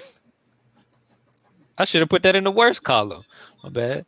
What was that? 2K is not good. 2K is not good at all. Ever. Garbage. That's funny. But no, Sake knows. I gotta put Alien Isolation in my list too. Alien Isolation is incredible. That is a excellent game, and as an Alien fan, I was very much satisfied with everything they did with that. Another one, I'm a huge Persona fan, so Persona. I was thinking about that too. Boy, that was one of mine, bro. Persona 5 was amazing. Persona 5 is amazing, man. Ooh, and that soundtrack, the style, there's so much style on that RPG, man. Bro, let me tell you something. Smooth. When me and Sonke went to Japan, we was riding bikes. I played that music, dog. I had to. Because it's so atmospheric. It's so atmospheric, man. Persona 5 is one of the greatest art. And that, I'm sorry, Blue. I'm sorry. I love Persona 5, dog. I'm shutting up. Oh, no, dude. Hey, man. Persona 5 is awesome. That's it. It really is. I'm trying to think if there's anything else that was kind of high on my list. I mean, of course, Zelda's already up there. We already touched on that. That's legendary stuff. I know what you're gonna say, Brandon. I know what yours is. You know what I'm gonna say. You know what I I'm know gonna what you're say. gonna say. Yeah. Go ahead and say it. Spider-Man is that. Oh, But yeah, no, Spider- but no. yeah, you gotta put Go ahead, Spider in Brandon. there. Go ahead, Brandon. Yeah. All right, man. What you gonna say, man? What is it? It's gonna be a world full of monsters that you Bruh. hunt. Who are you? Look, let me tell y'all something. Let me tell y'all something about Elder Scrolls, man. Oh my See, I gosh! love Is that still in 10 years? Is that this gen? Oh my gosh! 2011. 2011. Oh, it snuck in. It snuck It came in. out 11/11/11. That's when it came out. I think. But it's 2011. Man, look, let me tell y'all about. Let me tell y'all sit down. Let me tell y'all cheering about a game called Elder Scrolls. Skyrim. You talking about the God game? The God game. There's nothing that you won't wake up and it's daytime. I came into Where have I been? I came into Skyrim the probably the worst way and the best way because I just got a PS3. I just got it coming from a Wii, right? I was a Nintendo boy, all right, and I ain't no games like this, man. I put that junk in, and it lets you. It's the same feeling we get when we play Breath of the Wild because Breath of the Wild just puts you out there, and it's like do what you want to do, and like man, Skyrim is really. And I will say one thing about Skyrim, I'm not trying to compare the two, but they're both open world games. But Skyrim does what Breath of the Wild does, but it has a story with it also. Like, so this stuff would be happening, man. Oh my God. Skyrim blew me away. And you can do it well from jump. What game can you do that with? You just gotta level up a leveling tree to do that. You can do that jump. If you could use these. You can use these. Duff City. You can just take them to Duff City. Think about it, y'all. What other game can you just shout at people and they go fly 60 feet in the air? That's amazing, man. That's amazing. Like, and every side quest, talk about them bugs, because there was some bugs though. You know, some bugs in that joint. The bug, there was bugs everywhere, and it made the game better, dude. I mean, I'm saying Skyrim really blew me away, man. Like, and that's why I called Silk. I was like, dude, I don't know when I told Silk about this, but I was like, bruh, you gotta play this mess. I can't describe to you how amazing this is. And then I would never forget that day. I would never ever forget that day. I bought that mess off of a fluke, and I was like, by the first 45 minutes, you never played nothing like this before. Like, I'm really just in the woods. Like, okay, I'm out here. I'm just out here in these streets. Yep. And the mission when you wake up, I'll never forget that. When you go drinking just one thing of alcohol and you wake up on the other side, and they don't even let you know until you go outside and you bring up the map and you realize how big I am on the other side. Yeah. Of the map, because between where you started at and where you at now, it's just great. So you don't even know how to get back there, even if you wanted to. You're like, dang, I might die here. And that shows you just how big that game was, because it's massive. I would say that game, it feels like an actual, as cheesy as it sounds, it feels like an actual world that you just, when you turn on your game, you go visit. Like, because you can, and the fact that you can walk on one end of the map to the other, no loading screens. I ain't never had nothing like that. You know what I'm saying? Like, you go in the cave, you're going to catch one. But what other game can you go to sleep, you get a letter in your bed with a handprint saying, we know. And you just like, what is that? Hey, so you got that letter, man? Yeah. You just get, hey, somebody gave you this, and they just have a red handprint talking about something. We know. We know, and you like, what do they know? And you don't know until days later, if you playing this game, who they are, or who sent you that letter, bro. It's crazy. The game's amazing. So Skyrim, man. Skyrim, thank you, man. And then Fallout came out. Fallout was I'm sorry, Fallout 4. It was okay. And just on Bluish Point, Persona 5, oh man, it was so good. It just proved to me that turn-based RPGs can be done right. They can still be fun. And it's difficult because you guys there's some junk in that game that kick your butt. Like, yeah, so Persona 5 was dope. It was dope. What's up, okay, bro? What you got, bro? Hand us that fire, bro. What fire game you gonna play these 10 years? Wow. So in terms of indie, to how Blue was pointing out, Celeste was an amazing game. Celeste was just, you talk about bringing back that pain. Just like Cuphead, bringing back that pain, didn't hold your hand. It was amazing. You just couldn't get enough of it. Celeste was on point. Then, well, it's sad for me to say this because I've been wanting a Metroid game for a very long time. But my man Thomas Hat brought me that good Axiom Verge. He did. That was an amazing game. Yeah. But the soundtrack alone, man, loved it. That sounds Really good game. And definitely, again, holding back to the fact that, indies is where it's at. They doing right. In terms of first party titles, Blue already brought to attention, Aiden Isolation, hands down. Creative Assembly did an amazing job with that game. Show much love. It literally is a love letter to anyone that is a fan of the Alien franchise. It is perfect through and through. There are no flaws with that game. It is great. Dang. It is awesome. Dang. Then, of course, I gotta team it off with of course, the greatest Mario game of all time, Mario Odyssey. You're right. I agree. Mario, Put it up there. hands down best Mario game. It is. You're right. It's the best one. And then I gotta give an honorable mention to Mario Maker because whoever thought we would ever get a game where we can make our own Mario levels. That actually was a big moment. That's a big understated moment because of how low key the Wii U was. But Super Mario Maker was kind of incredible. It moved a lot of things. Mario Maker on Twitch just became a huge thing. Like, you just watch people make levels.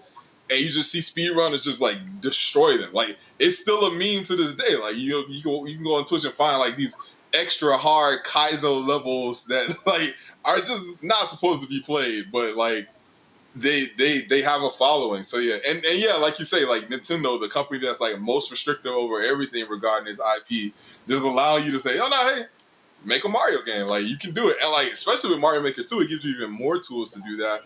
And they added Legend of Zelda aspects into it as well. So it's gonna be interesting if they do continue that. But yeah, that was deeply understated for sure. I'm surprised ain't no one say Monster Hunter World. Like, I was waiting for one of y'all to like come out and say that, like, for sure. Well, no, Monster Hunter World is amazing. It's a great game. I'm just, I like about it's just a good game, man. It's just a good, and I say that because even with Monster Hunter World, there are some major improvements it can make. Major improvements. Sure. Yeah. Mm-hmm.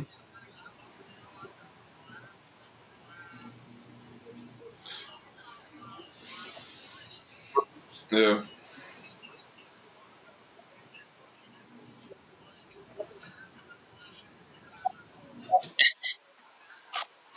Yeah. Yeah. For sure.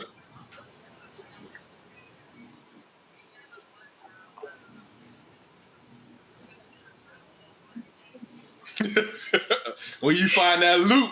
Yeah.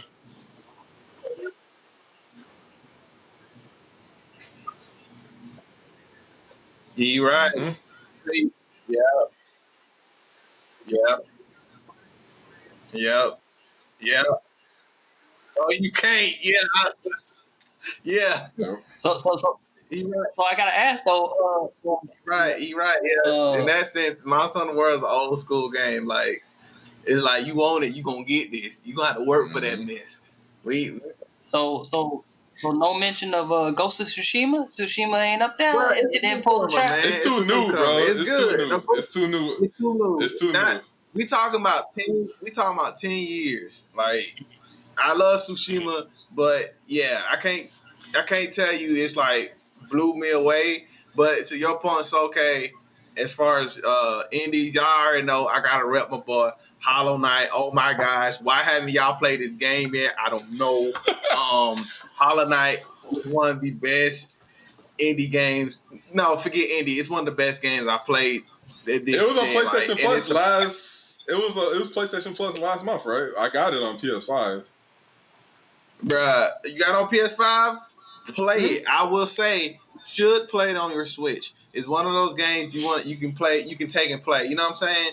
You know, we know the Switch can do both, but it's one of those games you can just pick up and play, and it's nice. You know, but Hollow Knight, and you talk about lore, and it's okay, man. It's okay to know about that lore. That lore is a rabbit hole. Like, it's a good rabbit hole because it's so deep and intricate. I got another indie. Bugs, man. The Ori series, Ori in but it's the amazing. Blind Forest. Hollow Knight, yes, Hollow Knight. The Ori series is really great. Since we're in the indie appreciation segment, Undertale. Another honorable mention for me too. I don't know if y'all all played it, but that Uncharted Lost Undertale made by one guy. Surprisingly very one guy. And I didn't expect that, especially coming off of Uncharted 4. His head. So definitely is a good sleeper hit for sure. Like it deserves all the praise that it's got. That proves you don't necessarily need Nathan Drake to make a good Uncharted game because Lost Legacy was really solid. So Blind Forest, yeah.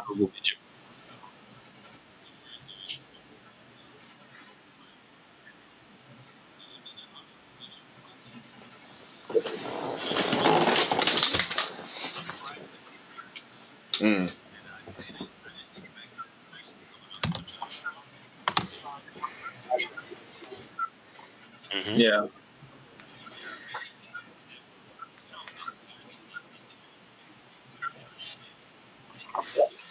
Yeah, I didn't play that one. And if it's yeah, but man, shoot, but like that's you look at this stuff. Yeah, I think indies, man, and Nintendo was right. It's about gameplay. Like we had to where games look as good as they gonna get. So people gotta get creative. We talked about Rocksteady, right? Rocksteady's coming out with a Suicide Squad game. And something else. I don't know, but you just gotta see what they're gonna do. Innovate minds, you know. Hopefully this gen gives us more new IPs, guys. No, like sequels are cool, but come on, they have to. They got to. Yeah. If they're gonna press the whole graphical overhaul thing, they're gonna have to come out with some newer stuff. And VR being more normal, they're gonna come out with some new stuff. Some VR. I mean, I don't even mess with VR, so I can't speak to it. But yeah, man. Well, of course, as we mentioned, I mean, we did a whole thing about remake. So remake, of course, is still up there for sure as game of the generation for sure. What was I was looking through? I was looking through my trophies to see what else I played. Yeah.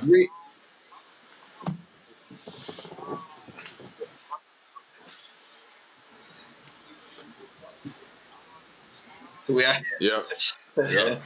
Yes. Agreed. I thought we signed the last 10 decade, years. I guess. Last 10 years. Yeah.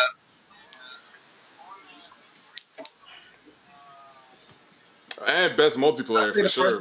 Best multiplayer of PS3 era for sure. Yeah. Yeah, first Last of Us was my Milner.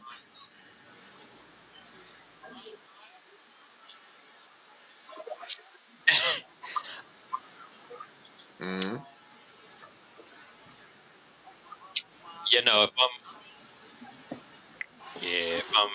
I'm being honest, if I'm being honest, that first season, the way that ended with me, Telltale Batman. I couldn't help it, man. Telltale Batman. That was strong. Wings sour. 751.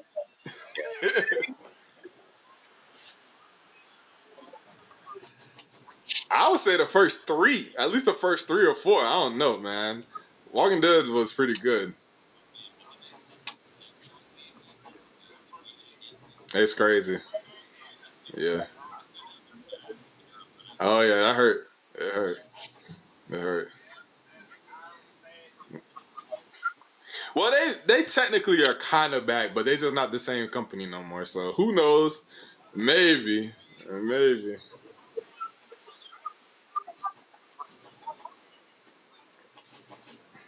The Wolf Among Us. I think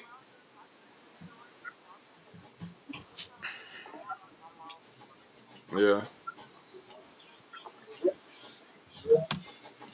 I don't know, man, because like that's why I can't finish that.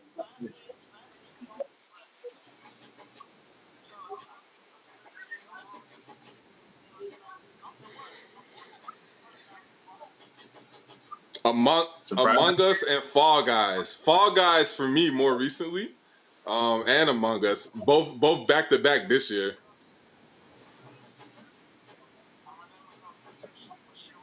Oh yeah, 100%.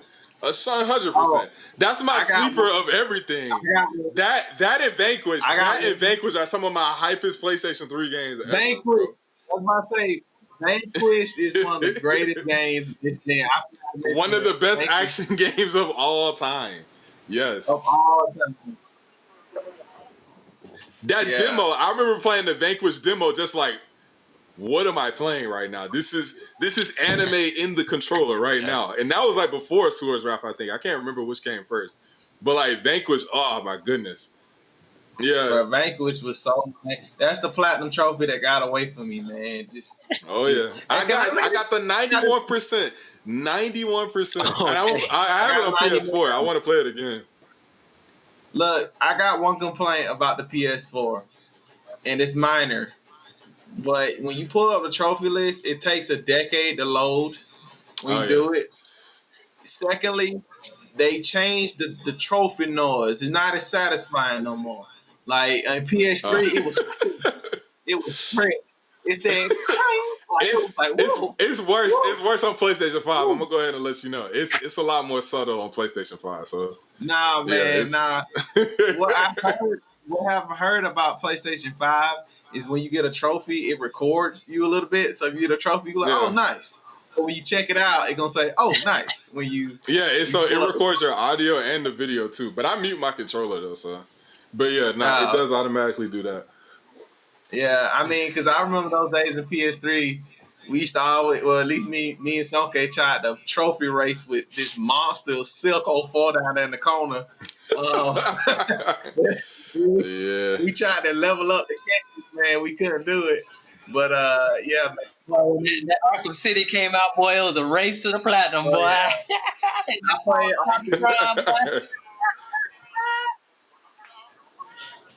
Arkham City, yeah, man. I remember that trailer.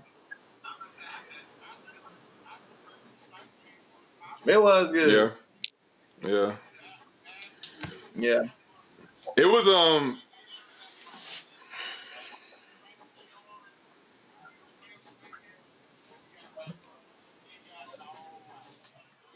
You remember that indie game called Brothers? Where A Tale of Two Sons, where it's like you play the controller and one side of the controller is one brother and then it's the other one. That don't hurt because like you talk about like emotional games, like familiar. You get to a point where like one of them dies and you actually feel it in the gameplay. It's like, oh, you can't do anything with this side of your controller no more. So I thought that was a very good story. The developer of that went on to make A Way Out, that prison breakout game. But yeah, I thought Brothers was really well done. What surprised me? Portal 2, by the way. Portal 2. I'm just going through my trophy list, but yeah, Portal 2. Yeah. A game that affected me surprisingly, I don't even know why to this day, but I got feelings playing this game was Journey. I don't know what it is about Journey. I don't know, man. It's just that I don't know what it is. But yeah, Journey. I like Journey. Journey was dope. Goose Game. Yeah. Goose Game. Man.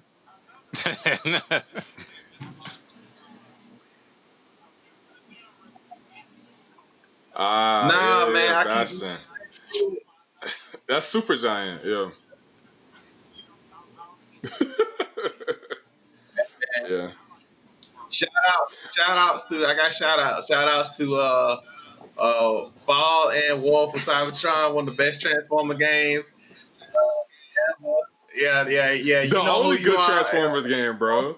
The only good The ones, bro. only, You already know. I mean, when But I real, read real, the story, One okay, the of the gameplay best was curb stumps. One of the best curb is stumps in yeah, any game. the best story. I ain't gonna lie, just take Transformers out. The story was amazing. Like the story was Yeah, it was good. amazing. Though it pretty much brought Twisted Metal and Gears of War and put it in multiplayer. Like they did this in multiplayer, and it was amazing. So yeah. Fall Cybertron, War for Cybertron, dope.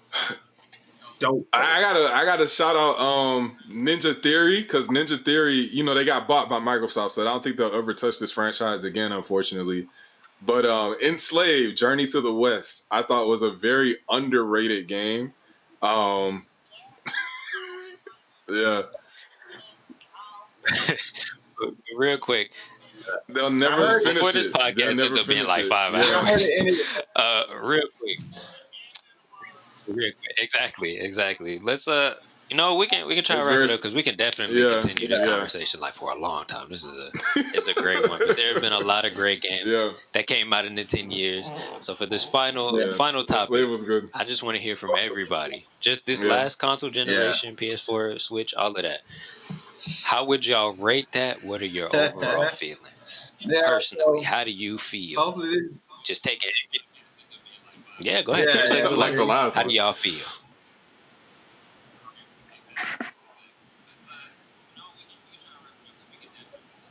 I mean, if you over there jumping up, I got you.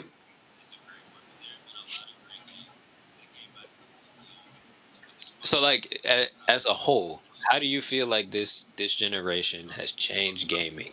Because of course it's changed, but how do you feel the impact has been? Like, if you have a rating, you can throw that out there too. Just 30 seconds or less. I ain't going first. Wait. So wait. What do we just like all of them at once, or just Rate each console. okay?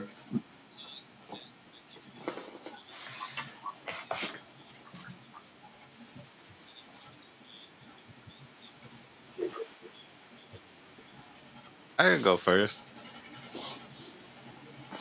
All right, so overall for this gen, though none of them were too world breaking, too world changing. I feel like they all were still progressive in a sense. They all still did good. Like it's still all advanced towards better games overall. No, without even talking about technical specs and all that yada. Like it's overall is a good move. PlayStation 4, of course, this thing and it pretty much carried almost like the games on its back for the most part. Switch get A+ in effort. It would get like the 6-man trophy. Like it did everything it was supposed to do. But like, again, it was not nothing record breaking. It broke a lot of records, but nothing like world changing in a sense. I'd give it Switch like a B+ or like an 8 out of 10. Just about. PlayStation probably low key about the same. Like it's like an 8.5 out of 10. Like it's still like it's like a B+. Xbox was the only one that was kind of like, all right, for what it was, it's almost like a failing grade to this. Like, it just didn't do much. It didn't do anything. Especially with like all the stuff that was supposed to bring about, and they almost did. They did stuff meta wise. Like they progressed the meta great with consoles, but as far as them as an actual console and for what they did, they didn't do much. But if it wasn't for them, like we wouldn't keep certain aspects of like online play, and if it wasn't for them, we wouldn't have certain like subscription-y stuff. It wasn't for them, all that whole technical blah blah blah 4K, this versus pro versus non-pro versions of like a lot of stuff would be dead. And so it's like I said, as far as them being part of meta, cool, but nah, I maybe a D+, D-. Like Xbox didn't do much. Yeah. What you got?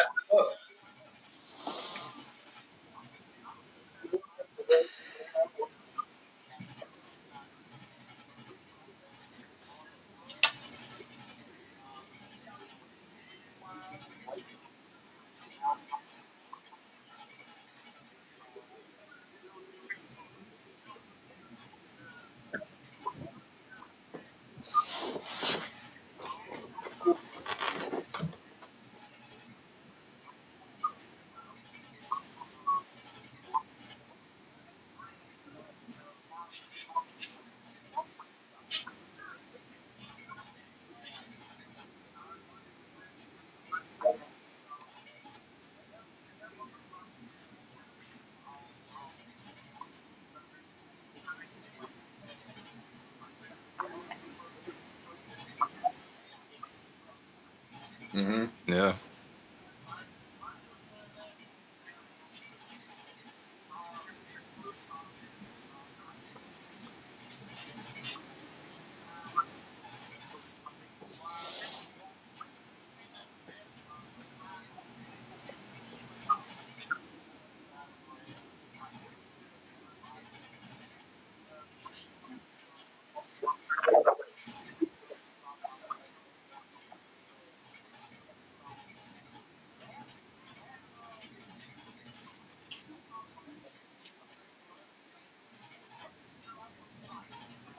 Yeah.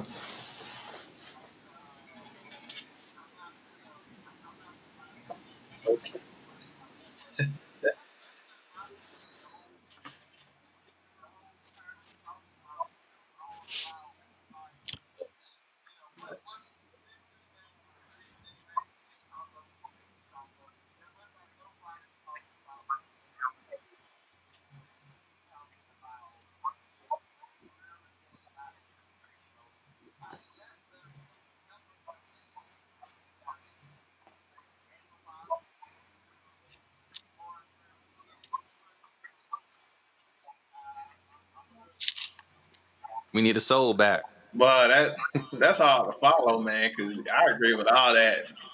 I agree with all that. I Yeah. think that's I wouldn't. I'll be honest. I wouldn't. Well, I was gonna just grade them individually. Xbox. I'm glad that Xbox is there because if PlayStation didn't have competition, that's a bad thing. We know that Nintendo can compete, but not the same. But that was another. But yeah. So yeah, PlayStation. I give PlayStation I give PlayStation a B minus. I give B minus, man. Switch A minus. People gonna be mad at me about that. That's all right. But Xbox, yeah, Xbox the PC master rate, the God boys. I don't grade y'all, man. Get out my class. Y'all in the wrong Exactly. class. Y'all in the wrong class. Y'all in the wrong class. But yeah, really, ditto what ditto what you said. I think the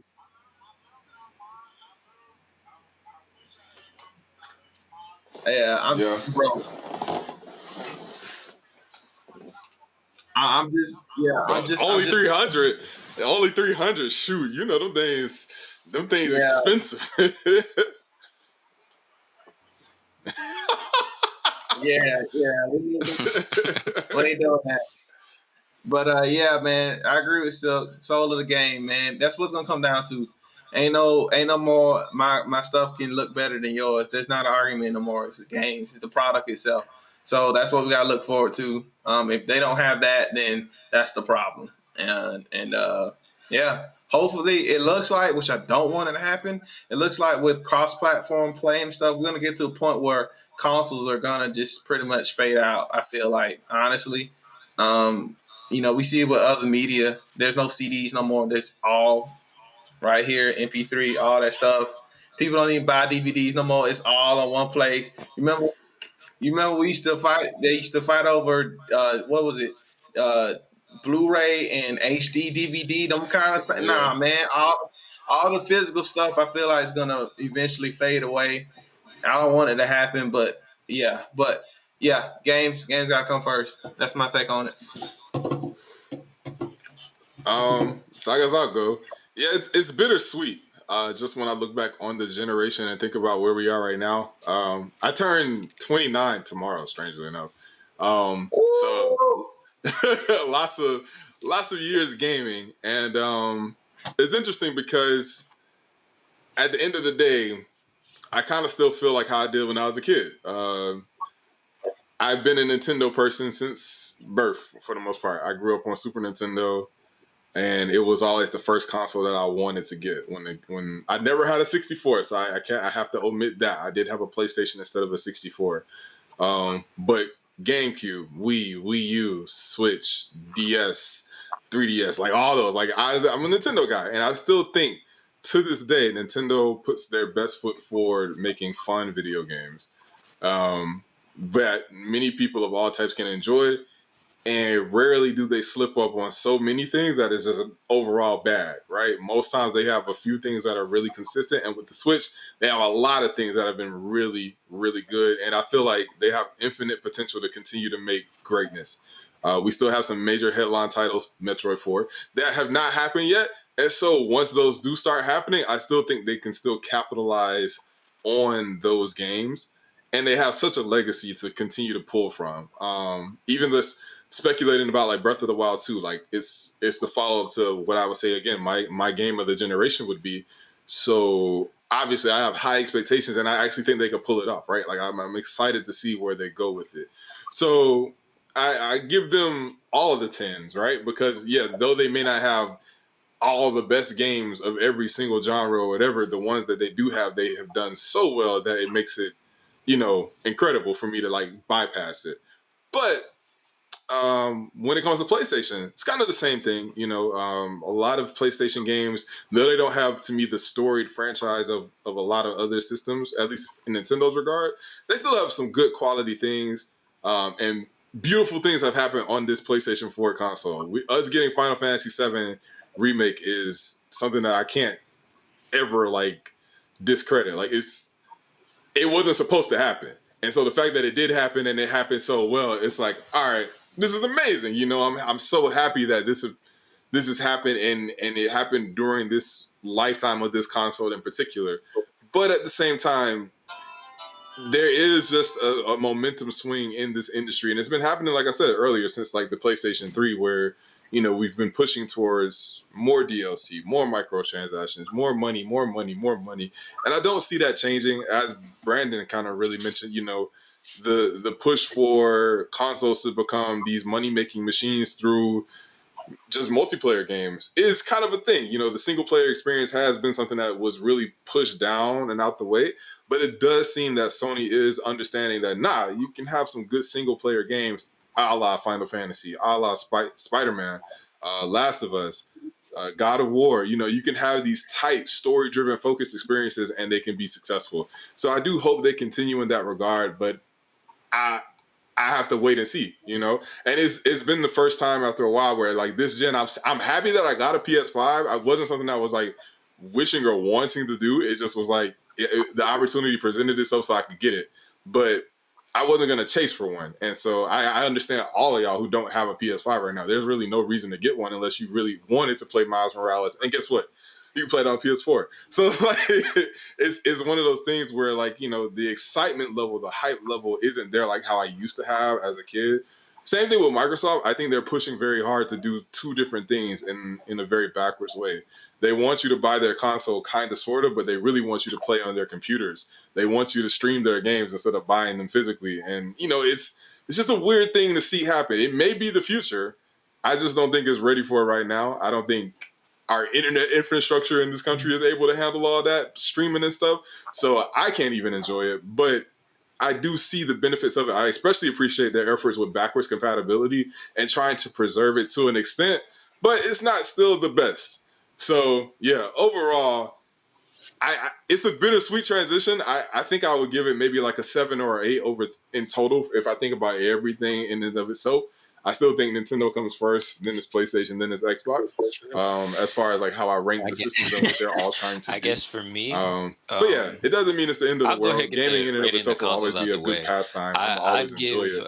But overall, this industry is I get that an it's leaning towards the money, and as long as they can keep chasing them dollars, so unfortunately, I our give little it a solid viewpoints A-. and opinions, like people like me, probably will get kind of pushed towards the side. Switch But at hey, least a B+. I can always go to a Nintendo platform and play some Smash Bros. Xbox, So what I'll is be that? all right. I give it a D.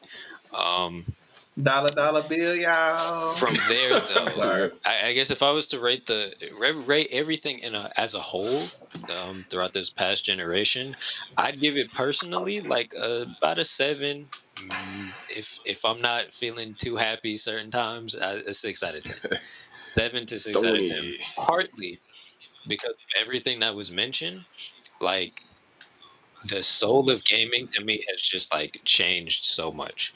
And not to get like too in depth, but when we look back at this generation, some of the biggest games and some of the biggest announcements, some of the biggest things released were remasters, Like Sanke said, that could have been used for new IPs, or even shoot a better sequel that can stand on its own. You could have used all that development time from remasters on Yeah. that stuff. It was spent in battle royales, which like as a genre isn't bad, but it's now so oversaturated that it's just like it's lost its luster for me. It's spent in games that are now a service where I have to sit here and wait a whole year for these games to actually fully get going. I love Destiny, but Destiny got a bad habit of doing that. Like, why do I have to wait a year to actually start having fun in this game again? It was spent in games that are filled with microtransactions and shops and cosmetics, unnecessary stuff, DLC. Like all of this whole money making scheme is starting to get into gaming more so. And then, like, the few exceptions though to that rule and the few kind of bright spots are the reason why I don't put this lower. Like Last of Us 2, think what you want about the story. They took risks. They did what a storyteller is supposed to do. Whether you agree with it or not, that's up to you. But they did their job as a storyteller. God of War is the same thing. Did their job as a storyteller. There's no extra stuff that I need to do to enjoy those games. So it's like it's those bright spots. Nintendo still being so consistent with just having fun in their games is another reason why this generation isn't lower. Like I feel like with all the bad things that have kind of crept into gaming, there's still a lot of bright spots, and I feel like we could get to a point, hopefully, with the PS5, where we see more of people just being original and being creative. Because to me, this generation has really shown more than anything that gaming is now a full-on art form. This is no longer just like it is a pastime, it is a recreation, but we are into art territory. We are getting stories that are artworks and pieces of art. And so if we exactly, exactly, and I feel like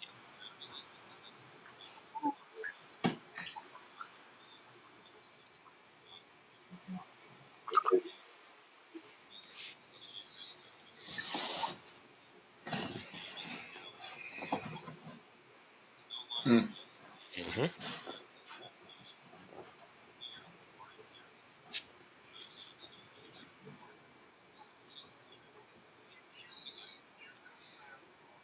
Yeah.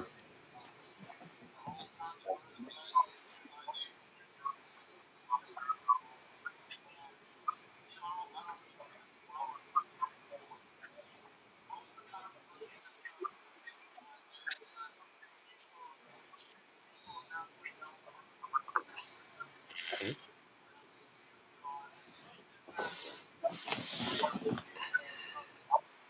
Mhm. And it's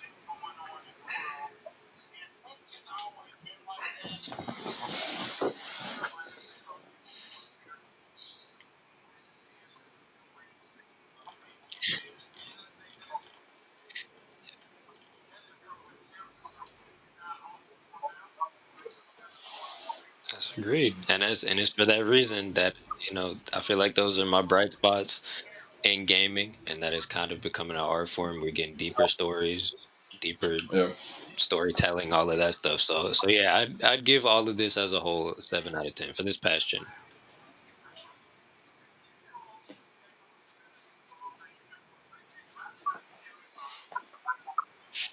Yeah.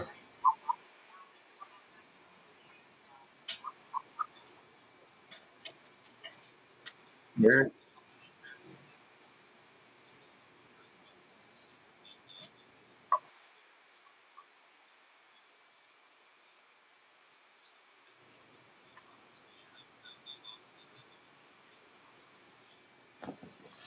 Yep. Okay. Take us home, Sonke. Take us I home. think I can reflect some of the sentiments that some of y'all already said. As a whole, I agree with Blue. I give it about a 6 or a 10 for the whole generation. Mainly that's because Nintendo, in my personal opinion, has been the only one to kind of hold up this generation and being consistent and delivering what we've become accustomed to. PlayStation, while there are some gems there, I agree with that, and those gems may be different for different people, Yeah. but there weren't enough of them. And this generation, and say what you will about Xbox, but both Xbox and PlayStation, in my personal opinion, were not innovative enough this generation when it came to pushing the envelope towards their games that they could give to us. Again, like I said, there are some gems there, but not enough. If you think back on the PlayStation 3 era, even PlayStation 2, PS1, 64, GameCube, you can think of a plethora of gaming libraries that were amazing.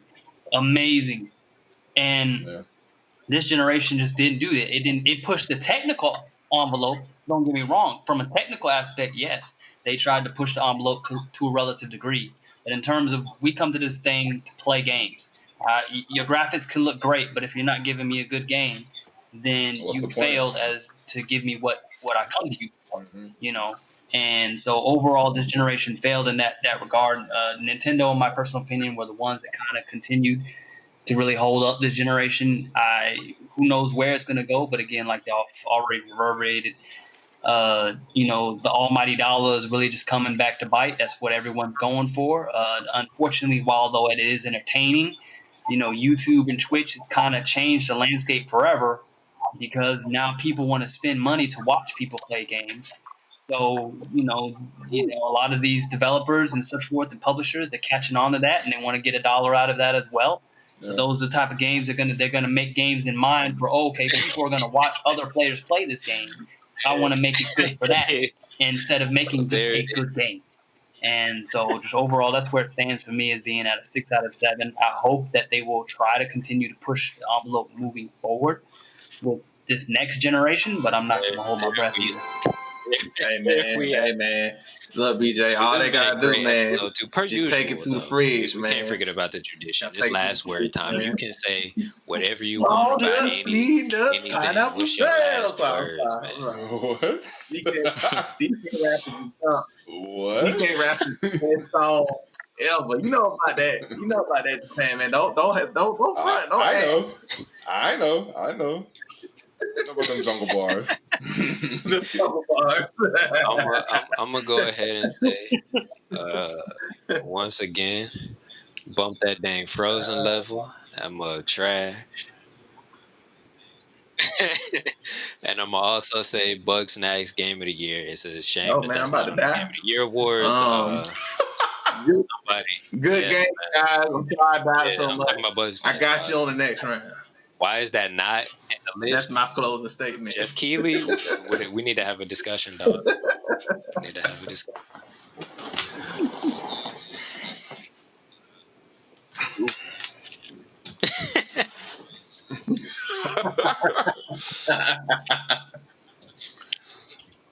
But yeah, that was my final word. Bugsnax 22. You talking about Bugsnax? You talking about Bugsnax, right? You talking about Bugsnax? Talking about Bugsnax. Yeah, talking about Bugsnax. Have y'all been voting for the Game Awards stuff? Did y'all put y'all votes in for it? Hey, Game Awards, yo. It's all rigged. It's all rigged. My final word is, so there's this game I just finished. It's called 13 Sentinels Aegis Rim. Very anime. Super anime. It's a visual novel. But it has some gameplay elements to it as well. Really impressively good sci-fi story.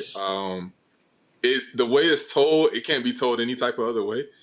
The only reason I tried to pick it up was because Masahiro Sakurai and Yoko Taro both gave it really high praises, and them being some of the most well-respected people out of Japan in regards to games, I just decided to try it on a whim. And yeah, it hits so many different story beats from different science fiction movies that we're kind of all familiar with, that I think all of y'all could uniquely enjoy it in different ways. You literally play the game as 13 different people trying to save the world. And yeah, it's told in a really obtuse way. Again, only like how a game could be. You can only play a game to really get the full experience of it. But yeah, really good game. Y'all should check it out. And if not that, play Ace Attorney. All right, I'm done. Yeah. All right.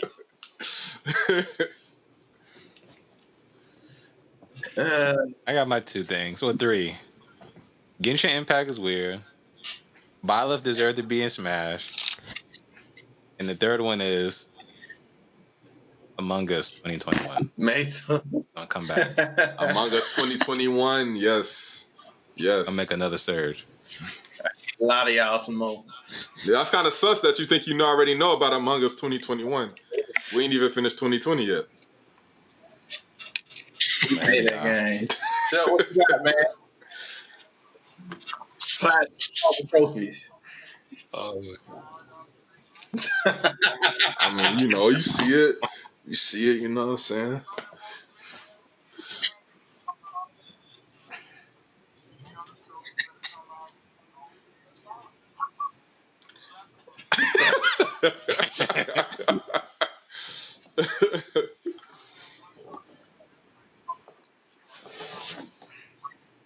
They gonna buy Sony, bro. It's all good. They gonna buy them. That's crazy. What's up, okay? All right, closing thoughts. I'm still waiting for Metroid. I support you, brother. Any day now. man. I'm here with you. Hey, Game Awards, we might get a trailer, bro. We might get a trailer, Don't bro. tease me. Nope. Hey, let me ask you this. What if Reggie? I shall not be deceived. I believe it when I see it. Reggie gonna go up there with the pen again, bro. He gonna go up there with the pen. And he gonna do it. Bro, stop that man. This the time. Stop that man. He gonna have the arm pen ready, boy. He gonna have it ready. yeah, I can't even. But no, Ain't no way to even end it. per That was though, I fire, am bro. definitely That's waiting it. for Axiom Verge 2. I just gotta call Definitely it for that this. to come Okay. out. I'm looking Ooh. forward to it. No doubt that's going to be real fun to play. Regardless, definitely been fun talking about this generation. I'd still, regardless of all that we've had said, I look forward to this next generation and see what comes out. So, Indeed. yeah. Cool. Player 2 are here to play. Make sure Player 2 and Player 1 come together. Player 2. Yeah, man. Well, it's been fun, y'all.